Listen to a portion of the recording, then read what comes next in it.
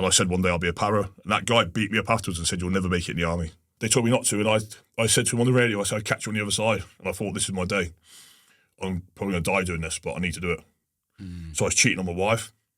Drugs, drinking, fighting, doing anything I could to try and find that thrill. Parents come home, find me hanging out the loft, lifeless.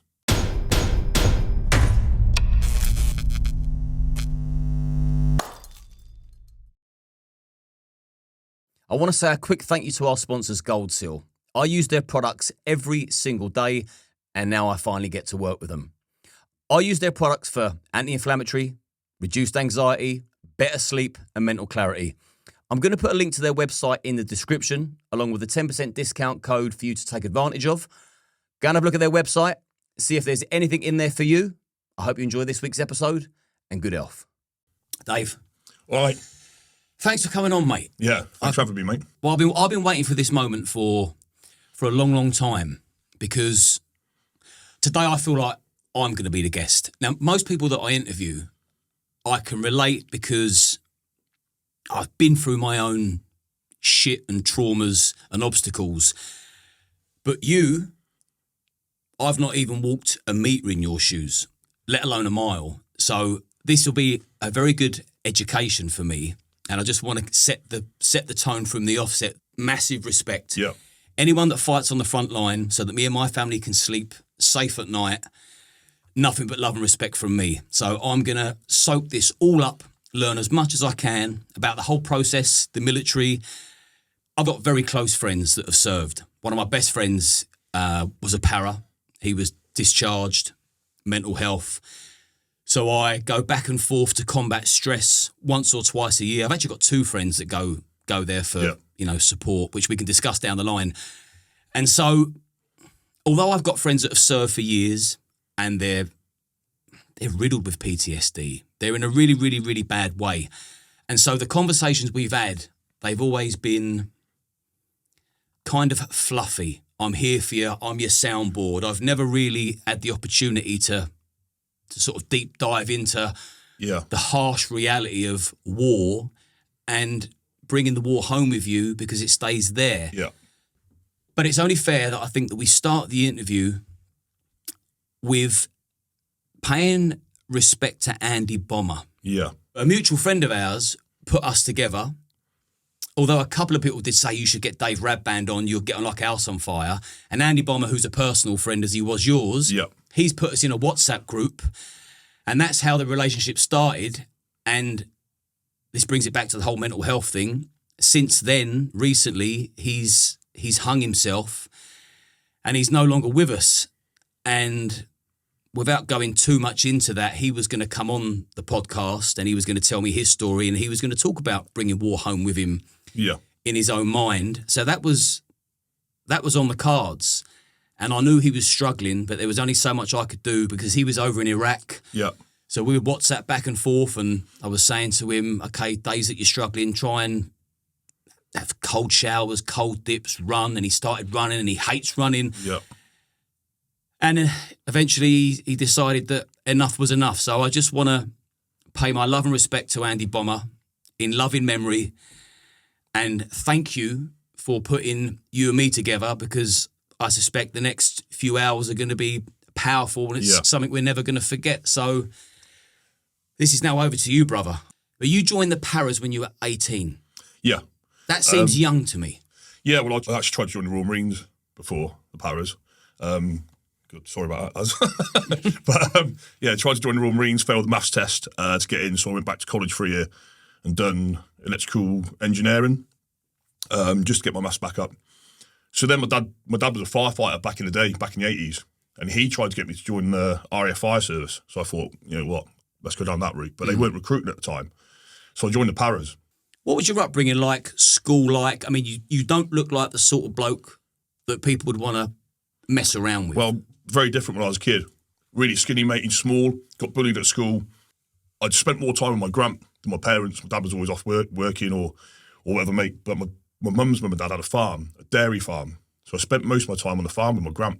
Cleaning out the bullpen, Going out in the morning, getting fresh milk from the big canisters that they're like, straight out the cow. So yeah, that was awesome. Spending time on the farm. It's what little boys want to do, isn't it? Just run around farms and with cows and things and trucks and quads. Yeah. So I spent more time with my gramp. But school life was quite hard. Got bullied at school, beaten up most days by a scumbag who actually left school and turned into a massive druggie, and now he's like trying to stab people, and he's got long prison time now. He just didn't change his ways. And the bloke's an absolute scumbag. He used to beat me up most days, but I actually looked to my dad for help. It was like that, because my dad's a bit of a tasty boy, back home, a bit of a reputation. And where is home? Oxford. So around the Oxford area, Brize Norton. Right, okay. Yeah. Some people call me a posh boy for it back in the army, but yeah, I got beaten up most days, mate. It's hard to believe. I mean, because you're sitting down, people won't realise that you're 19 and a half stone, 6'3", an absolute man mountain, and probably the last person anybody would want to consider bullying now. Yeah. So do you think that moulded you? Yeah, in a way, yeah. So the military was always something I wanted to do. I always wanted to go in the military. Even as a young boy, my mum said I was always down the fields with the older boys, playing in the woods or whatever, wearing camouflage, and it was just something that drew to me. Used to watch films with my dad, like the war films. Dad used to call me Rambo. Even when I was a small boy, he called me Rambo. But so it was always a way I wanted to go, but then there's always that part of you is like, can I do it? Can I actually do it?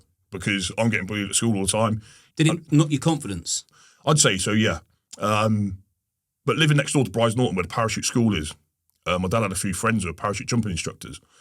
When I was 12 years old, they took me to the parachute jump school. So I'd done that when I was 12 years old. In the swings, they put you in twists, and you have to get yourself out of twists in case your lines get caught up. There's a fan, I think it's about 40 foot you jump out of. Now, I'm scared of heights, man. I was doing that at 12. Scared of heights, I'm joining the paras. Yeah. But I'd done that, and that's kind of like, the paras were in at the time as well, and I looked at these guys, and I was like, do you know what? I want to do that. That's what I want. But I didn't think I could do it. And did that lack of confidence stay with you throughout secondary school as well? Yeah. I actually done a talk one day on the paras.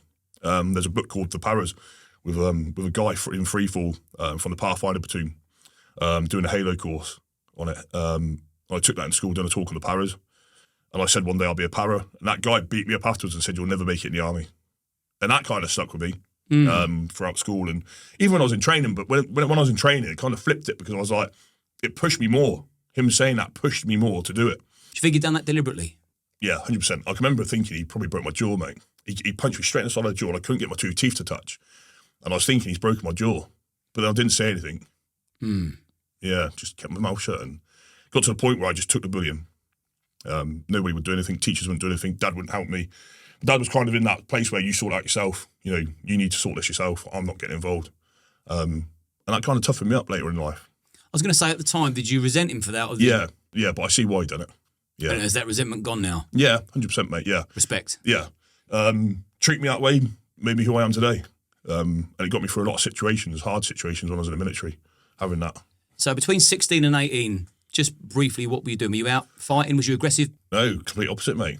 Still small, mate. Really? Yeah, still small. Tall and skinny? Yeah, tall and skinny, mate, yeah.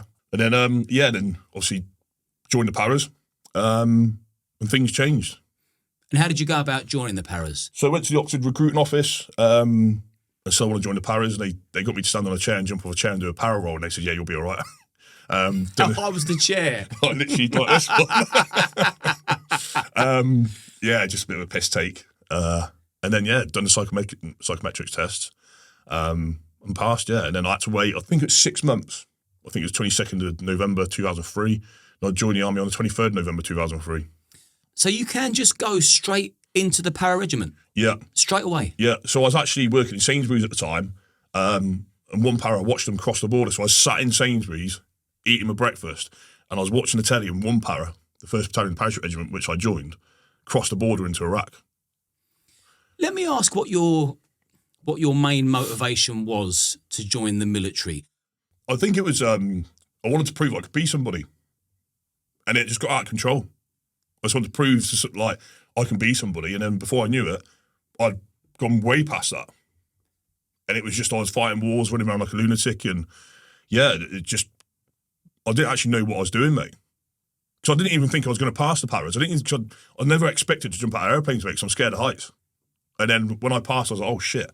Talk to me about the first time you jumped out of a plane. So you do that terrifies me. So you do your training, which is your running and things. You do all your like phase 1, phase 2. Phase 2 is more like infantry training, like your assaults, your platoon attacks, your company attacks and things. And then you do P company, and then you go into your jump school. So your jump school is like the last thing you do before you actually go into your battalion. What's P company? It's your final week to prove that you can be a para. It's just fitness tests. You got to do 10 miles with 35 pound on your back and weapon in an hour 50 over arduous terrain up and down. There's a hill called a lick out because it is a lick out. It's it's one of those hills that you go up and you think you're at the top and it goes around the corner and you're like, oh fuck, I've got to go some more when your legs are burning. You got to do 20 miles again, 35 pound on your back and weapon. Is there anyone that stands the test of time but then fails? Yeah, during the final week, because a lot of it is marked as well on your attitude and things. And we've got a log test, so it's like a telegraph pole. You got to carry for a mile and a half. So you got 4 on each side with one at the front pulling it. Now you got to keep your arm. You can't be being pulled by the rest of them. You got to keep it behind you, your arm, to show that you're pulling the log.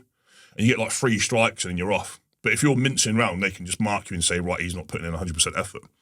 You could even fall off the log and pass out, but you can go, right, you've pushed yourself to the point where you've actually passed out. You've not finished that event, but you put in 100% effort because you've pushed yourself to the point where you've blacked out. Yeah. And I suppose they're assessing what you're like as a team player. Yeah. So everything tested as well is to do with battle simulation. So we call it tabbing. So running with your backpack on is called tabbing. So tactical advance to battle. The Royal Marines call it yomping. It's like your own marching pace. But tabbing, yeah, so it's like to simulate getting to battle real quick with all your kit on after you've like parachuted in. Then you got stretch race, which is simulate getting ammunition to the front line. So you're carrying ammunition. Then you got stretch race, which is it's like a really heavy stretcher for casualty. There's 4 of you on it. You got to carry that 5 miles with a weapon on. So everything's simulated for a purpose. So once you've passed the final test, yep, and you're now a para, yep, where do you go from there? So that's when you go on your jumps course. Now, they knew I was scared of heights. They put me number 1 in the door. So I stood there. You go through a process when you're jumping. So it'll be action stations. So you'll stand up, fit equipment, clip your parachute onto a static line, which pulls yourself. So you don't have to pull any parachute. It just jump out, pulls itself. But there's certain drills you got to do in the sky.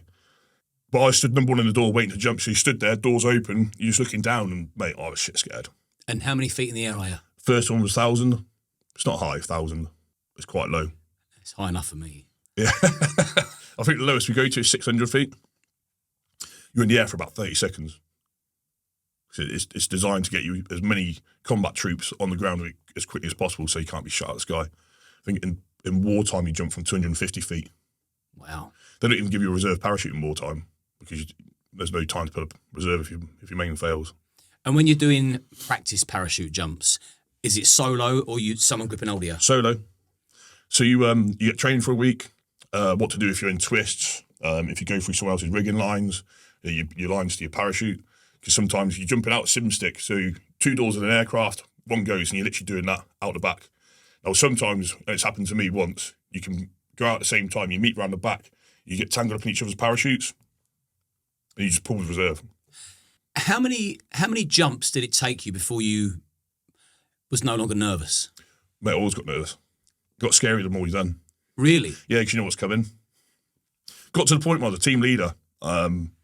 So I had my own team. And I used to put camouflage cream on my face so no one could see me go white. Like the sergeant major would be like, good skills runners, preparing for war. I'm like, yeah, if only you knew I was doing it because I'll go white. Yeah. You know when all the lads are talking together? Yeah. Would you open up and say, fucking hell, I was scared today? Or do you all keep the brave face? You give a brave face, but everyone knows just like... The eyes don't lie? Yeah. Yeah, everyone knows. And they know, like, there's a lot of us that are scared of heights. It's not just a few. That's an interesting psychology. A man that's scared of heights consciously chooses to join the parachute regiment. Yeah, that really is facing your fears. If you want to be in the best regiment in the British Army, then you've got to overcome your fear. And it's only later in life you realise there's no growth inside your comfort zone, is there? It's only when you step outside your comfort zone there's true growth. So you find out who you truly are, and I think that's again going back to like finding out who I am and doing something, you know, in the military, and the paras, I found out who I could be. Yeah. By joining the paras. If I joined another regiment, probably wouldn't have, you know, I would have found out who I am, but not to the extent I did in the military. I knew I actually had a set of balls in me. I could do something. There was someone in there with fire in his heart. Yeah, a very big set of balls. You wouldn't catch me jumping out of planes. It's worse at night. We do it in complete darkness. Do you have the night vision goggles? Yeah, you go onto it. Yeah, so you go onto so when you go into like more special parachute, you do stackline squares, which is square parachutes. The SAS and the SBS go onto like military freefall, which is hey-ho and hey-ho jumps. They do it with like night vision and things as well. Yeah. And just to keep it really, really basic, because some people will be watching this that they're just not familiar with any military terminology at all. What does SAS and SBS stand for? Special Air Service, which is Tier 1 Army Special Forces, and you've got the Special Boat Service, which is Tier 1 Navy Special Forces. I'm one of them people that didn't know what SBS was. Yeah. And then you got so when I went into like the paras, there was like a talk when we was in training about this new unit that was going to be formed from the 1st Battalion of Parachute Regiment, which is SFSG, which I ended up joining, which is Special Forces Support Group. So we were direct support to SAS, SBS, and SRR. SRR is Special Reconnaissance Regiment. So they do like the Army's MI6 is the best way to put it. We're talking top tier. Yeah. The best of the best. Yeah. So one para, like at the moment, Special Forces Support Group is probably the best regiment in the whole of the British Army, including Tier 1 units, I reckon. They do a whole spectrum of things. They support the SAS, the SBS, and SRR. So they're not just supporting like one Tier 1 unit, they're supporting all 3 Tier 1 units. And they can do everything. And 1 para, 2 para, 3 para, that's not any kind of rank. No, they're all the same. Yeah, just different battalions. Okay. So you're now a fully fledged para. Yep. You've completed all your training. Yep. And did you pass comfortably? No, so I got a setback. So I was running down a hill called Land of Nod with my backpack on, fractured my hip, so I was put back. About 7 months I was put back into rehab, done a lot of swimming because obviously low impact work. Got really fit actually swimming. Deep lung work, innit? Awesome.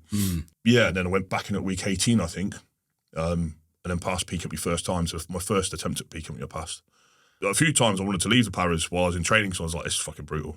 Really? Like, brutal. Getting woken up at 4 a.m. to do press-ups until, you know, you can't do any more. I don't want to do this. Or outside in your pants, getting sprayed with water while it's snowing, doing press-ups. You're like, fucking hell. Like, why am I here doing this? And that's just part and parcel of the training? Yeah. Look, like, the training isn't what makes you a para, it's the corridor. The corridor sessions, just getting beasted, like, stupidly thrashed. Like, press-ups, sit-ups. It's just ridiculous, mate, like the thrashing you get. Or, you know, if you do something wrong when you're out in the field, they'll say, right, see that tree in the distance? And you're like, yeah, that's quite far away. They're like, I want a leaf from it. So you have to run to this tree and get a leaf and bring it back. Will he do it with a smile on his face, or will he be deadly serious about going to get that leaf? Deadly serious. So, for example, a Full Metal Jacket, Officer and a Gentleman, all the famous Platoon, all the famous military films, are they realistic? You'll have somebody shouting in your face? Yeah. Yeah, they do shout at you, in training. But at the same time, they're growing up about it as well. They know what they want from you as the instructors. The instructors are essentially training you for war. I mean, when I was in training, we had again, I was only young at this time, remember? We had a corporal that would make us watch beheadings. At night, he's like, this is who you're going to fight. These are going to be your enemy. How did that make you feel when someone made you watch someone get their head chopped off? Well, at the time, it was a bit surreal, really, watching that. And how old would you have been then? 18, 17. Yeah. I mean, yeah, it's not normal, is it? Like, especially at that age to be watching that, mate. No. I mean, it's, you know, but I see why they're doing it. They're preparing you to fight this war. Well, I remember when ISIS were full steam ahead and they were putting together all their videos, beheadings, setting people on fire. You couldn't escape seeing them. Those videos would appear somewhere. Yeah. And when they're chopping people's heads off, it left a horrendous imprint in my brain. Because once you've seen that, you can never, ever unsee that, which we're going to come to. Because I've only ever seen that on a mobile device. Yeah. I dare say you've seen that and worse in the flesh. And I know what temporary damage that done me watching that. And in the end, it got to a point where, don't send me that, don't show me that, I don't want to see it. It's not good for my state of mind. Yeah. that's where things kind of changed later on in the career, because you would watch those things because you know what you're going to fight then. You know when you go into that room and you see that person that you've been hunting for a while and you've been trying to take out, when you see those people in the house, you're able to just take them out. They're not human to you. They're your enemy. Targets. And they need to go. Yeah. Okay, let's build up to that. Fully fledged para now. Yeah. Then where do you go from there? So passed out of training, and then I went straight to Northern Ireland because my battalion were out in Northern Ireland, so I went straight to Northern Ireland. Deployed immediately. Yeah. Nervous? Yeah, you're a new bloke again in the battalion, and you just get shit jobs all the time. It's not really bullying, but you just get thrashed, and there's some hard people in the battalions, and it's big boys rules there. You fuck up, you're getting shinned, or you answer back, you're getting shinned. Did that ever happen to you? Yeah, a few times. Yeah. Come out on top sometimes. Sometimes, yeah. when I found out, I could actually do it. Yeah, so I went straight to Northern Ireland, and that was all right actually. It was just patrolling, but again, mate, it wasn't really. It's not a combat fighting tour. It's just peacekeeping tour. Doing patrols and things. The only thing that was significant I actually see out there was I went to this house and this Catholic boy had hung himself. It's not in their religion to do that, is it? So that was it. They were like, "That's it. We want him gone. Just get him out of here. We don't want to see him." Like, not even crying, mate. Cool. And how did you feel seeing a dead body hanging?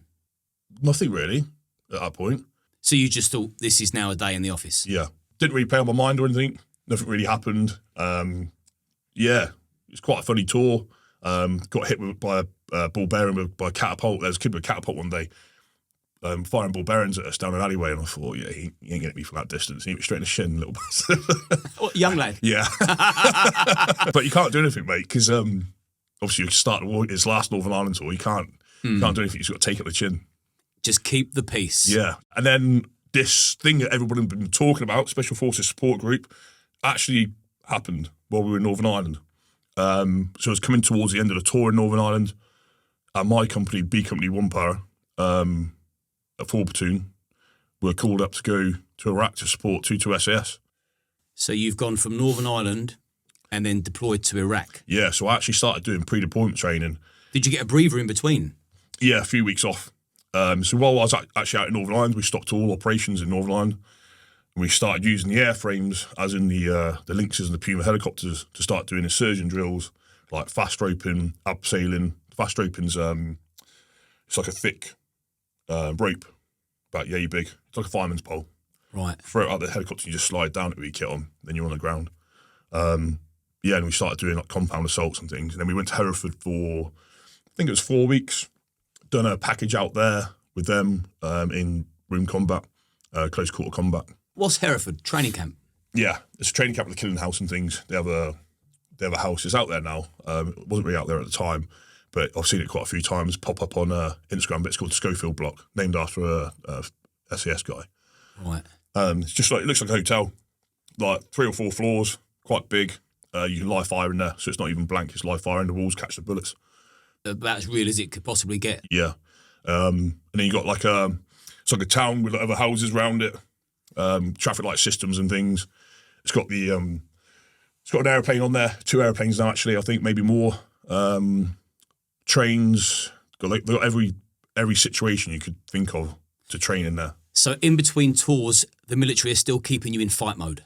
You're training for war all the time, mate. Even in between tours. I mean, even more so in 1 Para, because we're really operational. I think we're probably the busiest battalion or regiment in the British Army, constantly deployed. I mean, some lads that I've been working with recently are saying they got more time at home now, and they're constantly deployed away, but they're getting more time at home now than they did when they were in 1 Para, in Special Forces Support Group. That's intense. Yeah. You don't really have a life when you're in the military, especially in SOSG. Does it become an obsession? It becomes an obsession because you want to be the best at it, because you have to put 100% of everything you are into it. I suppose your life depends on it. You can't have your fingers in different pies. You can't have any distractions. And distractions, by that I mean women, children. Like, if I have children, that's going to be a distraction. That's going to distract me from being the best I can be. And I want to be the best I can be in this unit. Paint the picture of you entering into Iraq. I think it was Baghdad International Airport we went to. And Baghdad at the time wasn't a British area of operations, call it an AO. It was American, so we had to wear American uniform and drive around in Humvees. So if we had British uniform, people could stand out at, they're an SF unit, Special Forces unit, so we have to wear American stuff. And how did you get on with the Americans? Yeah, sound. I thought they all had something wrong with them when I first met them because they were all walking around like this, spitting everywhere. But chewing it's tobacco. Yeah, but I thought they had something wrong with them. Never seen American before, had I? Inbred unit. Yeah. So on our camp, we had the US Rangers, us, 2 SAS. Then we had a cavalry unit with the tanks, Bradley tanks, a supporting unit. If we need to go into an area and we need tanks. Then we had Navy SEALs and the CIA and FBI, I think it was. And we had a Delta Force detachment as well. So we had JSOC there, which is Joint Special Operations Command, which is like US Special Forces. Was you able to take that in your stride, or was you overwhelmed? It was overwhelming, because massively, mate. But what was good was we're getting loads of range time shooting on the ranges with the Americans, and they're some fucking good dudes. Like, shit hot. Especially going on the ranges with Delta Force. I mean, never in my life did I expect to see Delta Force or the Navy SEALs in my career, and then a year into being in battalion, I'm there on the ranges shooting with them. And they're some big dudes as well. They're big boys. I mean, some of them worked on ranches all their life, haven't they? And, they're some big lads. And I was still small at the time. I was still skinny Dave. So you weren't you didn't have all these muscles then? I didn't fill out then, no. Doubled in size almost. Yeah. And then we started getting like briefs on the ground. So when you get into a country, you get a ground brief on what's going on and what's happening in that country and who you essentially be going after. And yeah, what was the objective? You're going to Iraq to do what?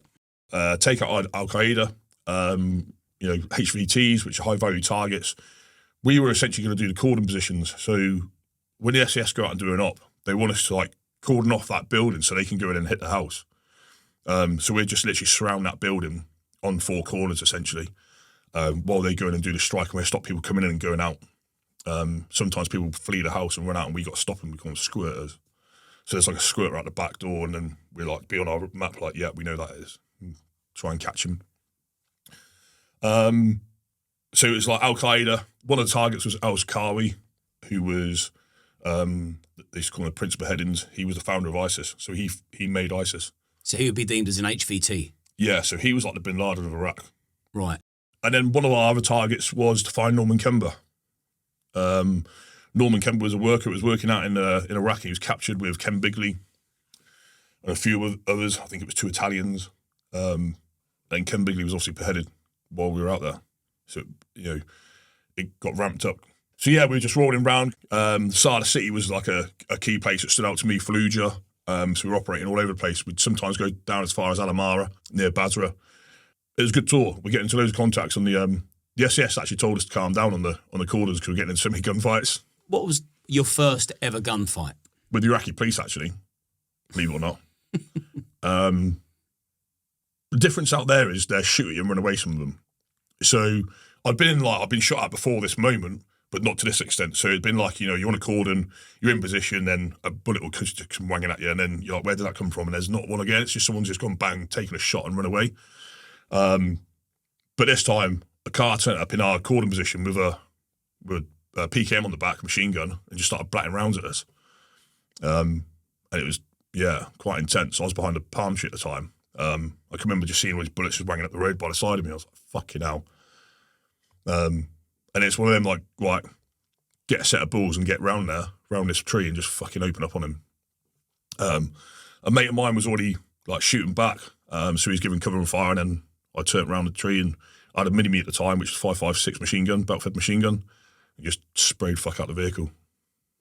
When you see them bullets flying past, and no doubt you can hear them whizzing past, what sort of state do you go into? Does it enter your brain that I'm millimetres away from death now, or do you just go into fight mode? Fight mode. It's how am I going to perform in this situation? I don't want to embarrass myself in front of the boys because, if you're scared and you don't get amongst it, you're essentially going to be disowned by that group of men, which is your brotherhood. It's a weird concept because although you're over there on the hunt, you're also the prey. Yeah, exactly that. And that's we go into so in that exact firefight, my platoon commander at the time was running back because he was a bit more forward than where we were. So he was kind of exposed into that gunfight, if you like, in between us, like the team with Belford machine guns and the Iraqi police. So he was running back to our locations to like essentially be in a baseline, more protected, if you like. And he fell over. Now, I just heard man down and thought, shit, the boss had been shot. So then you're like, fuck. So then it ramps up even more then. So it turns from taking aim shots to just spray that vehicle until, everyone inside it's dead. Yeah. Did you get the result you wanted? Yeah. Yeah, we got the result we wanted, yeah. With that one, you can't really say you get confirmed kills because, no one knows who got who. It's just everyone firing at the same target and it's just fucking kills. That's not confirmed kills, it's just kills. I know that you have got a fair few confirmed kills under your belt, shall we say. Yeah. But the first time you actually take someone's life, you kill a man, how does that feel? Yeah, it's a strange feeling because you're taught everything as a kid not to do it. I mean, it's extreme violence, isn't it? And you're told not to do it as a kid. It even says in the Bible, doesn't it? It's thou shalt not kill. So it's I'm not a religious man by any means, but yeah, it's just one of those. Yeah, it's a very strange feeling the first time. Mix of emotions, for sure. I wouldn't say you're ramped up, like happy about it. The strangest thing is when everyone's high-fiving you and patting you on the back and you're like, fucking, I've just taken a life of it, and everyone's like high-fiving and shit, and it's like, yeah, it's a strange feeling. The more you do it, the further away you get from who you was before, because essentially you change as a person from the first time you kill someone. Like, no matter what anyone says, you do change as a person. And I'm assuming that the first person you killed, it was a case of you or them. Yeah. So this isn't really a confirmed kill. This was just me and the guy shooting at someone again, but it's like real close. We were on a op called Op Larcher 4 to take out Al-Qawi. 5 SES lads were shot in that firefight. The first assault team went forward to put charges on the door to blow him. And yeah, they were wiped out by a guy underneath a car. Just fired a burst that would hit him all in the legs. Now our team was sent forward to get the casualties and bring them back. So we went forward to get the casualties. Now there's guys that have been shot in the legs, quite badly, some of them. I think one was in the hip. There's quite a few injuries anyway, and we're like pulling them back to get them the medical care they need. Me and a guy called Ross had seen this guy into a car and we've just taken him out. It was close. But that night, yeah, there's suicide bombers running at the house. It's fucking mental, mate. Honestly. The door was open, the front door. Blokes were running out, suicide bombers just stood there, clacking themselves off, mate. Right in front of us. Now, that is heavy duty. Yeah. Just from a psychological point of view, to actually witness another man blow himself up.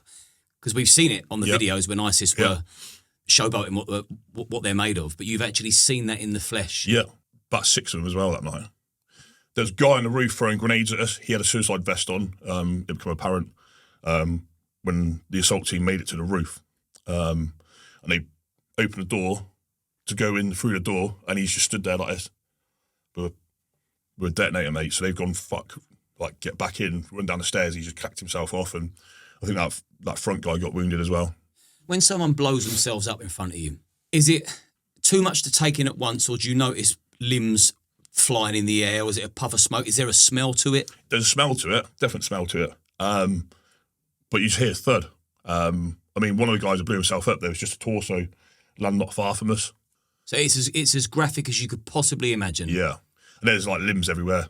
So a few of the guys, so there was suicide bombers that were running that as well. A few of the guys managed to drop them before they blew themselves up. So they managed to kill them before they blew themselves up. Now, it's a case of not, a lot of people think if you shoot that vest, it's going to blow up, but that's not the case. That doesn't happen. That's just movies. The enemy that you're set out to find and kill, they actually believe, like Al-Qaeda. Mental. They think that if they die, they go into a better place. So they do not fear death like you and me. But essentially, we're the same. We're not scared of dying. We're not scared of, being in that situation. There's times, where we thought that's going to be lights out. So essentially, we're not far off them, just not in that religious way. Yeah. How many people do you think you have killed? I know my exact number, 11 confirmed kills. We're going to come back to that down the line because I've spoke to somebody that has obviously listened to your story Yeah. and they've taken it as their own. Yeah. But we'll come to that. And between Iraq and Afghan, were you back at Hereford? St Athan. So I was based in St Athan near Cardiff. And when you were based, what would you be doing? Like, what would be your day-to-day routine? Ranges, a lot of range work. We'd fire thousands of rounds to the point where we knew exactly where that bullet was going to go. Right. And I mean, we're not even looking through the sight sometimes. We're taking like just an instinctive shot. So we're firing that much ammunition that we can just put our weapon out and not even look through the sight and just take a shot. We know exactly where that bullet's going to land on the body. And that's a skill, that. To not even look for a sight. Just put your weapon out, drive it out, bang, take a shot. You know exactly where it's going to go. Even with your pistol, it's getting to the point where you're drilling that much, everything just becomes second nature. You know, you're like firing your main, having a stoppage, drawing your pistol, and then doing that stoppage, just you're drilling for every worst case scenario. We do fitness every morning first. So while we're on camp, we do fitness. So we do like at least 8 miles every morning, at least. Come rain or shine. Yeah, wouldn't go under 8. Or we do like, the only time we do under 8 is we do 2 miles. So we've got a thing called an airborne 2-miler, which is full kit in under 18 minutes. Did you dread the 2-miler? Yeah, yeah. But sometimes you do the 2-miler, you come back and you're like, awesome, done. Pumped. They're like, right, again. Nah. The ferocious 4. Yeah. So then from there, you then went out to Afghan. Yeah, so it wasn't really anything, didn't really do much out there. It's more like a training operation, just training like a force. And then I come back from there, went to Kosovo to work with SRR. SRR? Yeah, Special Reconnaissance Regiment. Got recommended to go and be a sniper. And I heard about this platoon which patrols. And they were doing some good stuff at the time. So I was like, that's where I want to go. So I took myself off the sniper course and went into patrols. And you have to do a selection to get into that, like a mini selection, which is living in bushes and things, setting up observation posts, inside buildings and out, you know, in the fields. Some are surface, some subsurface, like underground. It's basically spying on the enemy, gathering intelligence from the enemy. So you'll be forward of your battle group or your regiment or your battalion, relaying information on the enemy in small teams. So you're working 4-man teams, patrol teams. Yeah, went to patrols platoon, then I went to Kosovo. Kosovo was working with SRR in a place called Mitrovica. Just doing spy work, really, just like gathering intelligence on an enemy force. And that was it. I'd done 6 weeks out there, I believe. Some Chechnyan guy had come back into the country they wanted to keep an eye on, so we went and we switched our main focus from this other guy to him, gathered intelligence on him and then come home. That's a lot of money that gets spent on putting one person under surveillance. Yeah, I'd have been 22 or something, and I'm walking around the streets in a foreign country with just a pistol down my pants. And that's, you know, in just plain clothes like I am now. But the locals still knew you were military. They would have known, yeah. But we get given a clothing allowance. Like, we're supposed to buy clothes to blend in like the locals. Right. But it's quite hard to blend in like because they just wear leather jackets and dress very strangely. Yeah. Like, Walking around like Danny Zuko. yeah, and they can even tell with haircuts and beards and things. So you know, you have to like do your due diligence, if you like, on the locals to actually blend in. Yeah, what leather jacket's trending? Yeah, yeah. So yeah, went to Kosovo and then went to Iraq in 2008, which was a very interesting tour. So how old would you have been now? 22 still. So this was in 2008, yeah. So we were pulling out of Iraq in 2009 and they wanted the IDF team, which is indirect fire. So it's mortar teams firing bombs into the coalition operating base, the COB in Basra. Before I went out there, my little sister's friend's dad was actually in a shower, showering himself, and he was killed by one of these mortar rounds. And obviously I'd been told that I was going out to take out these IDF teams, so I knew that at some point we were going to kill the people responsible for killing my little sister's mate's dad. And we were sent out there. We're the only ones operating outside the COB at the time. Everyone else was in the base, if you like. And we'd go out at night and hit them in their houses. We did 173 raids in 6 months. Go into detail about a typical raid. So we were actually sent out there to be Assault Team 1. So we weren't doing the cordons anymore. There was no like putting cordons around the building. We had the Royal Anglian Regiment, the poachers doing our cordons for us. We had Americans driving the vehicles for us. And then we were doing the assault team with 2 SAS guys. So we had two SAS guys with us that were doing the breaching. So they'd so we go up to the house, we'd find out where the house is, we'd know what the target is, go forward, do like a little recce on the house, see like where the main entry points are, where we're going to enter. We can either go through the door or we can blow a hole in the wall and make our own doorway. What was your preference? It depends on like what's inside that house. What's the threat? Do we need to make our own doorway? Also, if we make our own doorway out there, it's going to make create a lot of dust. It creates a lot of dust anyway, but we don't want to make more dust because we can't really see through our night vision. Yeah, because I'm thinking if someone knows that they're a target, they'd have something set up in place that when that door opened at a certain time, you're coming under fire. So how do you know which? Well, what we can do is, because they have like compounds out there, so they got compounds where they park their cars in, so it's like big gates, steel gates. So you got a big charge anyway to get through those gates, and sometimes you blow that gate in and open the front door for you. So it's a case just running straight in. Right. As soon as that charge goes off, you're straight in the house. For most of those, I was the first man in the house because I got quite big at this point. I started training. I hadn't started taking any performance enhancing drugs at this point. Just got a bit bigger, started to fill out. So I had a bulletproof shield. Basically, if they start firing as I go through the door, it's just to hit that shield. I'm going to get down on one knee. The guy behind me is going to come over the top and drill the guy. Did you volunteer to be the first man, or was you bit of both, really? Recommended? Bit of both. Because that takes some fucking balls. Yeah, it was good. I mean, Jesus. Give you a right buzz. So how long would you keep the shield up? How long would it take before you're satisfied that you're not coming under fire? As soon as you go through the front door, really. It's for if we go through that front door. Sometimes there could be a position built up at like a long corridor or something. A guy at the end in a like bunker, made up bunker with a machine gun. You never know what's inside that house. No. Or even to protect the guys, if there's like you go through the door, there's a suicide bomber and he cracks himself off. We got a shield to protect the guys behind. Right. And would you be able to keep calm? Yeah.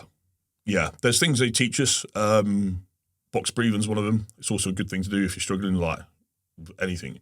Just loads your cortisone levels. Box breathing's where you, if you feel like you're getting overwhelmed with emotion, you breathe in for 4 seconds, hold it for 4 seconds, out for 4 seconds, hold it for 4 seconds, and you just do that over and over, and it just lowers your cortisone levels, brings you back down. But sometimes there's that much going on in a building when you're doing the building assault that it's chaos. Yeah, you ain't got time for that. Nah. If you start doing that sort of shit, you get someone killed. It's a case of like holding that door. Right, I've got a squeeze in the back of my arm. You don't take your eye off that door. I'm holding this door. I'm holding it. Right. And then someone comes up behind me, squeezes my arm, gives me like a squeeze. Right, I know somebody's in support now. I know someone's with me. I can go into this building or this room.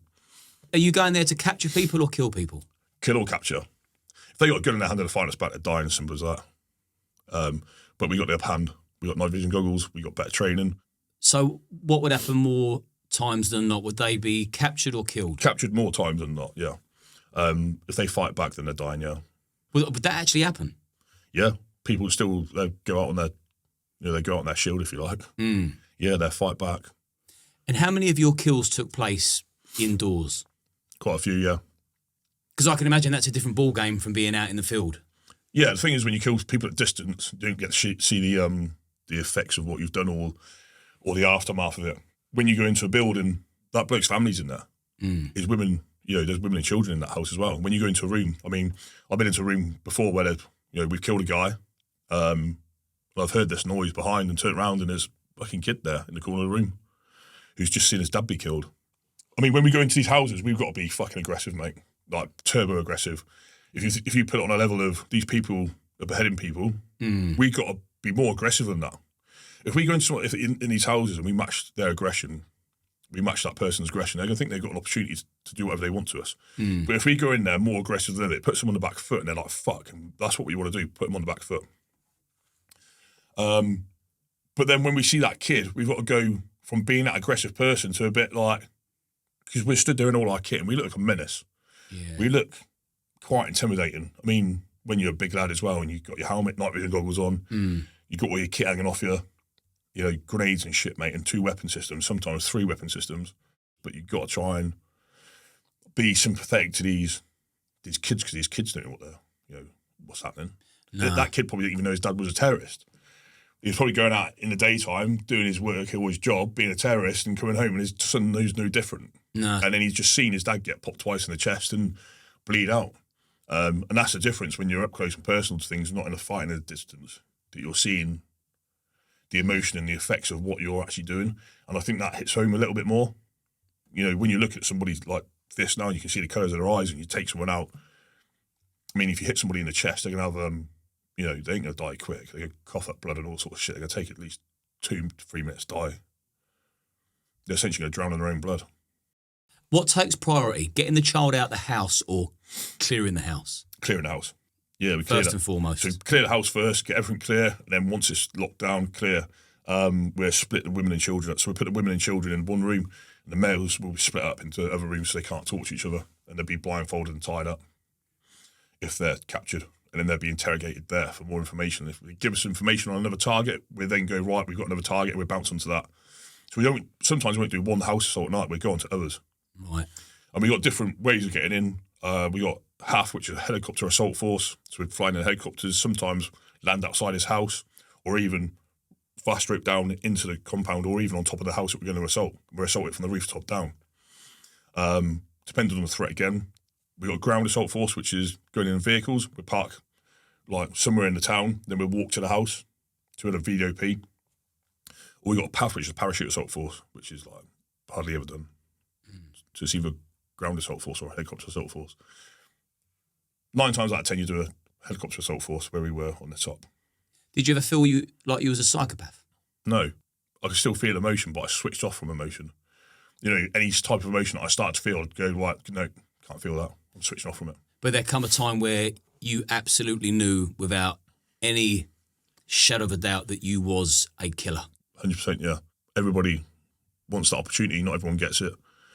I mean, when I was in, there's only a few of us.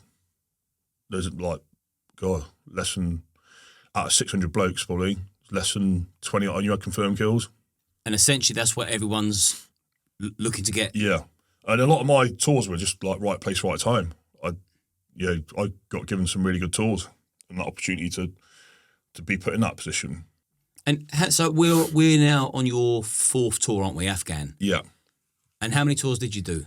10. So I went to Northern Ireland a few more times after we pulled out of Northern Ireland, I went back a few more times. So that was a few of my tours going back to Northern Ireland. Did they feel like a break? Yeah. In comparison? Yeah. That was just putting in covert cameras.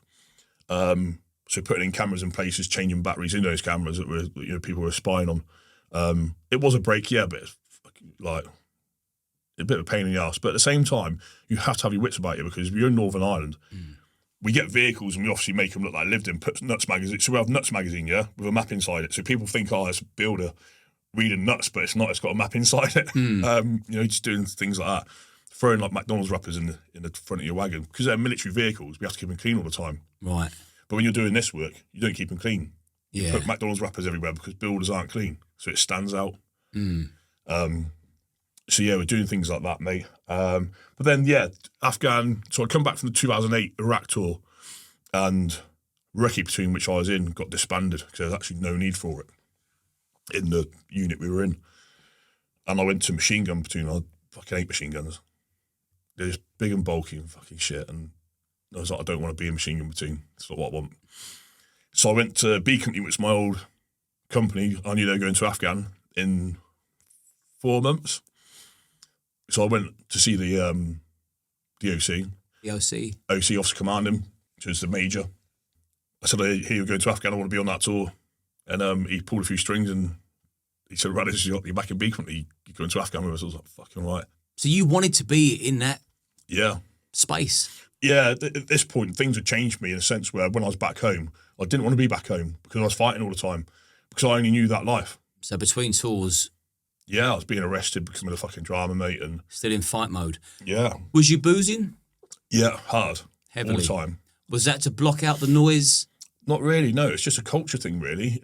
Like, it's just born into like to drink all the time. I mean, sometimes we go out on a piss every night of the week.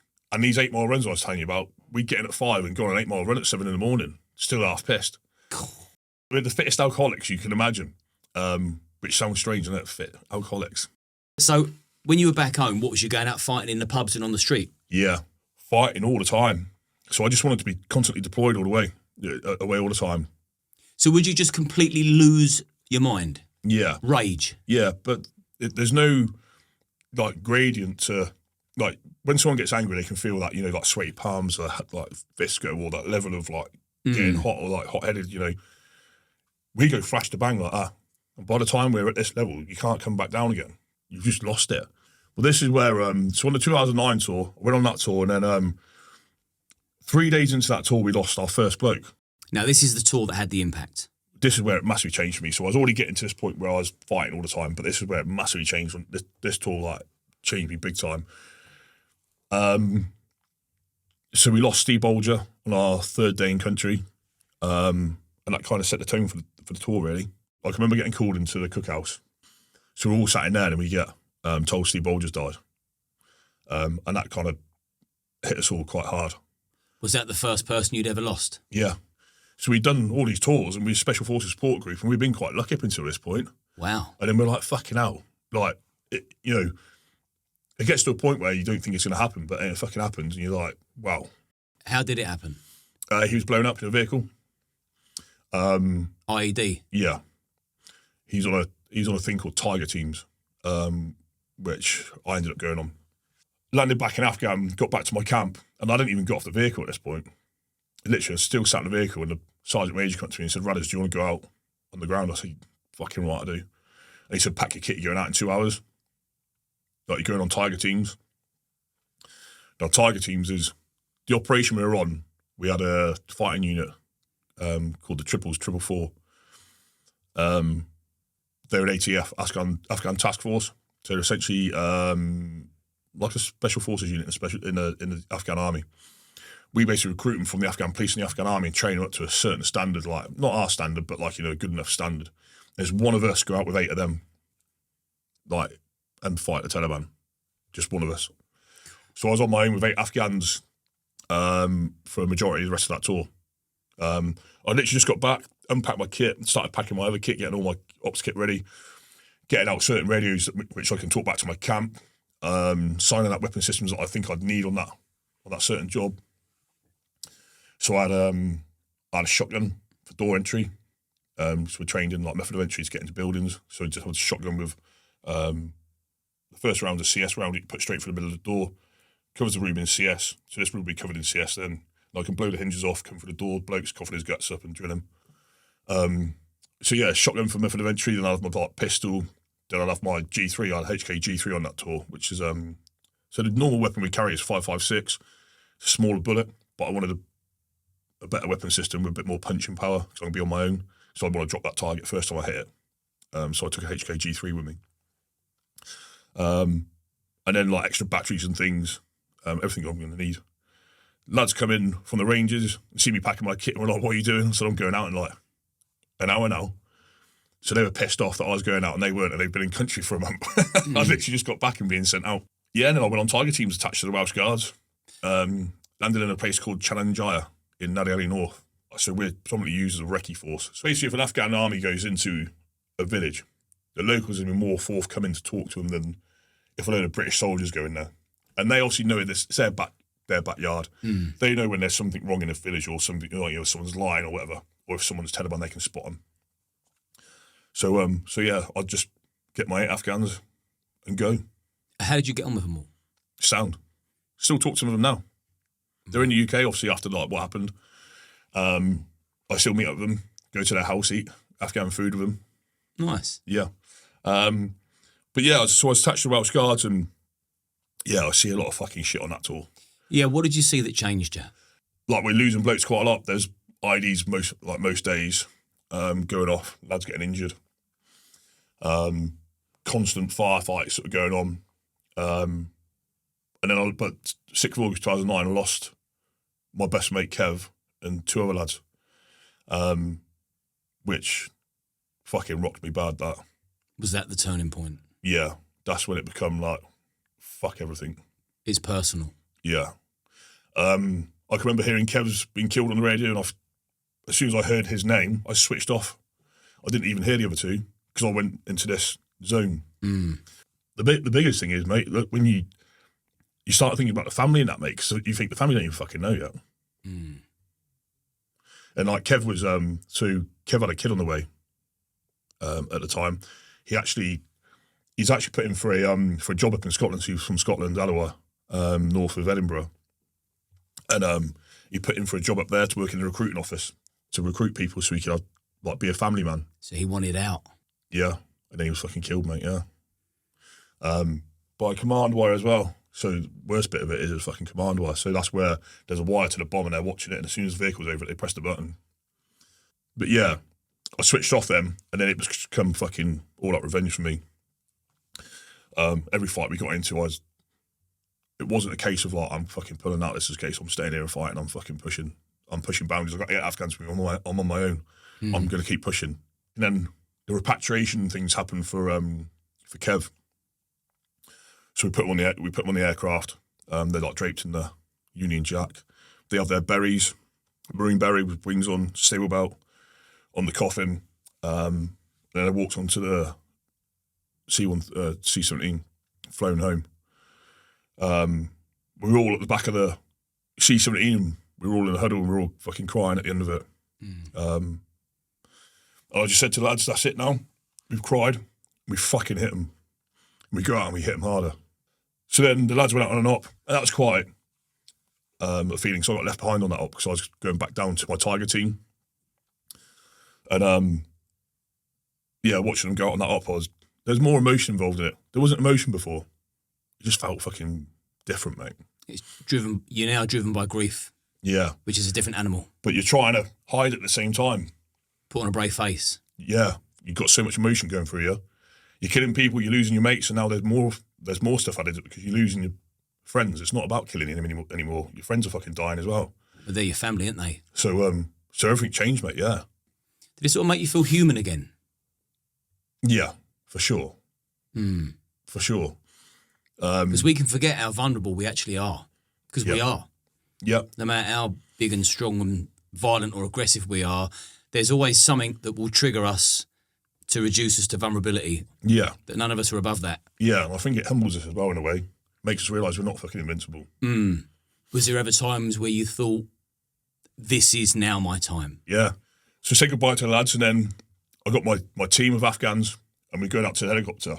We're on the helicopter, and mate, I split my Afghans up and said, right, when they land, 4 get on this helicopter and 4 get on the other helicopter.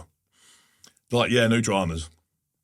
So instead of landing behind each other or in front of each other, they landed side by side. Now they all ran to the first helicopter, and I said, you 4 to the other helicopter, and they walked up the side and put their heads under the tail rotor. But you can't see it sometimes, the tail rotor, because it's spinning so fast. And I was waiting for pink mist. I thought I was going to lose my Afghans there, mate, because they were literally just putting their heads under it, and the loadmaster was going fucking mental, mate. But anyway, they all managed to get under it and go to the other helicopter, and I was like, fucking hell. Like, sorry about that, mate. Like, Afghans.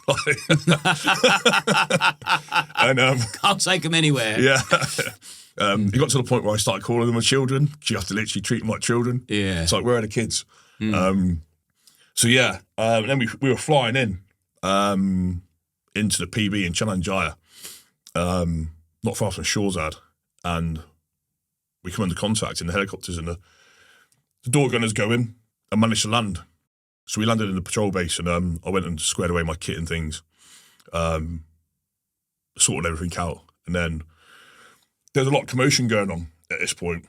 So I went to the ops room to see what was going on, and they said a lad's lost his left leg on the ground and they're in contact. And I said to the major, right, where is it? He said, it's here. So I said, right, I'm going to put myself in this position here. So I take my team, I'll put myself in between the guys and the Taliban, where we think they are. They draw the fire away from them. So I'm taking that fire, and they can deal with that casualty, getting back to camp and, away as quickly as possible. Yeah, go do it. So took my team out, got them ready. Still had at this point, I hadn't even taken my maroon T-shirt off, mate. It wasn't even camouflaged. I was still wearing a bright red T-shirt, mate, like a big fucking bullseye. And just went out and, I come through this cornfield. And as I just breached out of this cornfield, I could see the Taliban in a tree line. So I got my team up and hit them with a weight of fire, and they ran into a compound. Now, I know that lad's still hurt. he needs to get out as quickly as possible. He's lost his left leg. He's going to bleed out soon. But when they ran into the compound, I see an opportunity to get into that compound, and I've done this before. In 2008, I was hitting, buildings at night, almost every night. I knew I could do it. So I got into the radio and said, I'm going to storm the compound. And they told me not to. They said, don't bother. But I knew that could, the firefight could start again. They could come out and start firing again, and then it puts that lad in more danger. The only way this is going to happen is if I storm that compound. And obviously when the helicopter comes in, this big fucking Chinook in the sky, that's the next target. And if they get shot out of the sky, that's a big win for them. And that lad's not being taken back to camp. And there's a thing called the golden hour. If you can't get back to a hospital, like a Royal One hospital in an hour, then your chances of survival are very slim, especially when you've been blown up because there's multiple injuries, probably internal bleeding, etc., or risk of infection, which will kill you as well. So yeah, they told me not to, and I said to him on the radio, I said, I'd catch you on the other side, and I thought, this is my day. I'm probably going to die doing this, but I need to do it. The Taliban put out defences, as in IEDs. They could booby trap the door. I don't know how many there are in that building. I don't know, but I'm going to fucking do this. Going in blind. And once I got to the door, I was like, fucking hell, this might go all right. So then went through the door, and there's a bloke stood there with an AK-47 slung by his side talking to the radio, and he fucking shit himself. Literally, as soon as he looked at me, they're tanned out there, and he went white, mate. Like, he shit himself. I just put 2 in his chest. Hit him twice in his chest, he hit the floor and stood over him, put 1 through his head. Some people might think that's overkill, but I'm on my own with 8 Afghans. I don't want anybody popping up behind me. I'm about to assault a building to save someone's life and a helicopter, so I don't want somebody with a little bit of life in them popping up behind me and doing me in the back, or any of my teammates. They're Afghans, they're my teammates. So we proceeded to assault the compound. The Afghans took one side and I'd done the other on my own. They all went on their own, so I thought, fuck it, like, it is what it is. Just roll with it. And I ended up killing someone else in a building there, in a room. So I got 2 kills in that one compound. We killed 7 Taliban all up, killed all the Taliban in that building. Helicopter come in, picked the guy up and took him out. And that's what I got the Gallantry Award for. I was just about to ask that question, but I thought I'm just going to wait until you finish this because I almost feel like I'm there the way you're explaining it. Yeah. That's some going. And that's the citation that you've got down there. I mean, you're better off explaining than me, but just the significance of actually winning a Gallantry Award for bravery, it's a real big deal. A real big deal. And here in black and white, these are the receipts. And there's also a letter here that I've read, which was from Prince Charles when it was issued. And, I mean, I can't respect and praise you enough for that, because it's something, like I said at the start of this conversation, I've not walked a metre in your shoes. So I'm very much in awe of all the things you're telling me. I'm just thinking, wow, that's unreal. And they don't give these awards out lightly, do they? No. I actually turned it down to start with. I said I didn't want it. I didn't do, that day I didn't do the, what was done, thinking I'm going to get a medal for this. Done it to save someone's life. You actually done it thinking you're probably going to die. Yeah. So it wasn't really a big thing for me. I should have gone like in front of the Queen or whoever it is, a member of the royal family, and got it, but it was given to me over a desk because I was just too busy on operations. Just an award, and it's just an award that I wear now for myself, my regiment, and the Afghans that were there with me that day. So after you won that award, I know you was really busy and you didn't have time to go and collect it from the Royals themselves, but did it make you feel different? Did you feel fuller? I didn't really feel any different, if I'm honest with you. No, didn't really. Everyone treated me different when they thought I was getting a British Cross. Everyone was like buzzing about it. I was getting a British Cross, but I didn't really feel any different. Still just felt like the same bloke. Just did fight wars, be with the blokes. Simple as that, really. And what number tour was this when you won the Gallantry? Coming towards the last ones? Yeah, like 6, 7. 6 or 7, because you also nearly took a bullet in the head, didn't you? Yeah, well, so after the tour, after this one, this operation where I got the MID, I went to a place called Louis Mandel Calais with the Welsh Guards. Now, while I was there, there's a bazaar. Now, a bazaar out there is a market. and the market was closed because the Taliban had planted shitloads of IEDs everywhere. So they wanted us to go into the area and basically clear these IEDs with the Royal Engineers. So my job was to push forward with everybody else and get myself into a position where we can engage with locals, talk to them about, you know, what we're doing, etc. And also provide like a perimeter, if you like, for the Royal Engineers to clear these IEDs. But there's also that in the back of your mind, like there's 20 IEDs somewhere where I'm about to go. So there's a potential, you know, potentially we're going to fucking stand on a bomb here. So, so we were like patrolling, and we come into contact. So just got into this compound to deal with contact, and once it was all dealt with, I had to move on to get into myself into the position where everyone knew I was going to be in that perimeter, if you like. But as we were walking out the door, just got hit with this fucking wave of debris, mate, and just like boom, like fucking blew me off my feet. Probably put me back about fucking 10 feet. It stuck me straight at my arse, mate. I'm on my back and it's just gone dark, dusty, sand everywhere. And I'm like, fuck, I've just done an ID. And that's what crossed my mind first. I've just done on a fucking bomb. And that's when I was like, fuck. Do you think to yourself, I may have lost my legs here? Yeah, that's what I'd done then. So I started patting doing the old pat test. Like, right, I've got my legs, got my arms, right, I'm fucking good. And then I went out on my face and there was blood on my glove. So I used to wear my assault gloves. So I was like, right, it's my face. I didn't know what had happened at this point. I just knew something that was, right, it's my face. And it turns out all I had was a little nick on my head. Just a little nick, but it bleeds heavy, don't it, on your head. So I like got my weapon, got everything together, and then trying to figure out what's happened, what's just gone on. And I heard this mumbling. You can't walk around too much or put too much of a footprint round in case there's secondary IDs. So you've got to be like really fucking careful once you've hit an ID.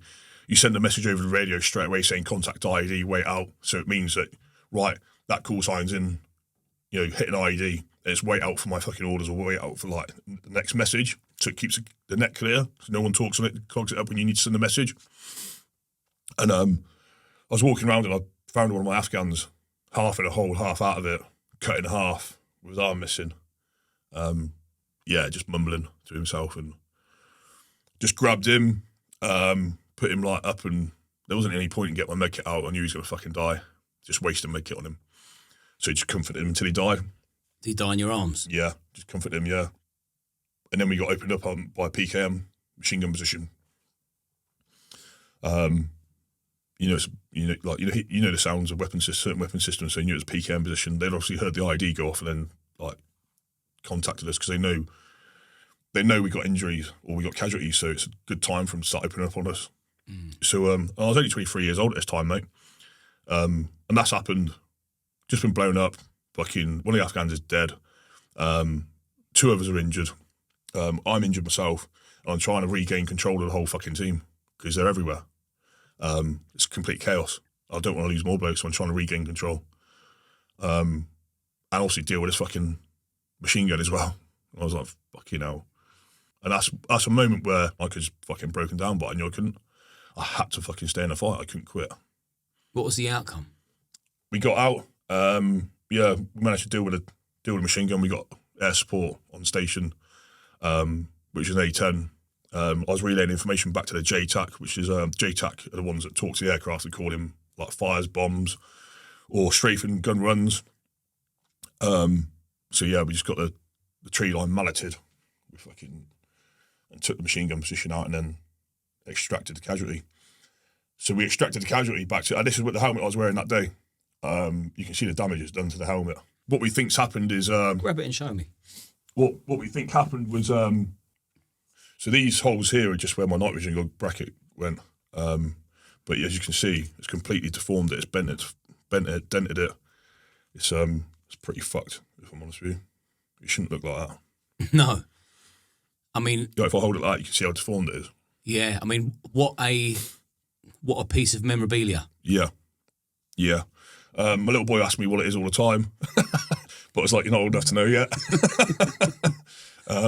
But so after that, So after that incident, we got the body back to the camp, and helicopters couldn't come in and retrieve the body, but they want to, square their bloke away as quickly as possible.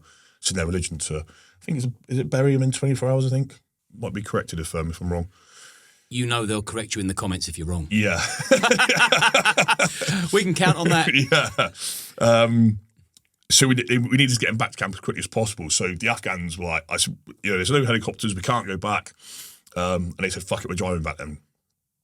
So I was like, okay, I'll come with you. But you're not supposed to because they're not armoured vehicles. They've literally just got pickup trucks like someone would have on our road here, just sprayed green. So I had all my kit on, and I just put a schmag over my camouflage.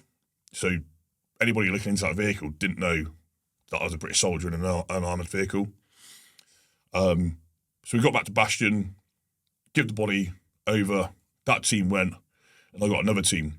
But then this time I got in a Mastiff, which is a lead vehicle. So I'm going back to the camp I've just come from, and I get blown up in that vehicle. So I got blown up twice in 24 hours. Yeah. I don't know how to react to that. Yeah. So when the guys were there in Bastion, I said to the guys, anyone got a helmet?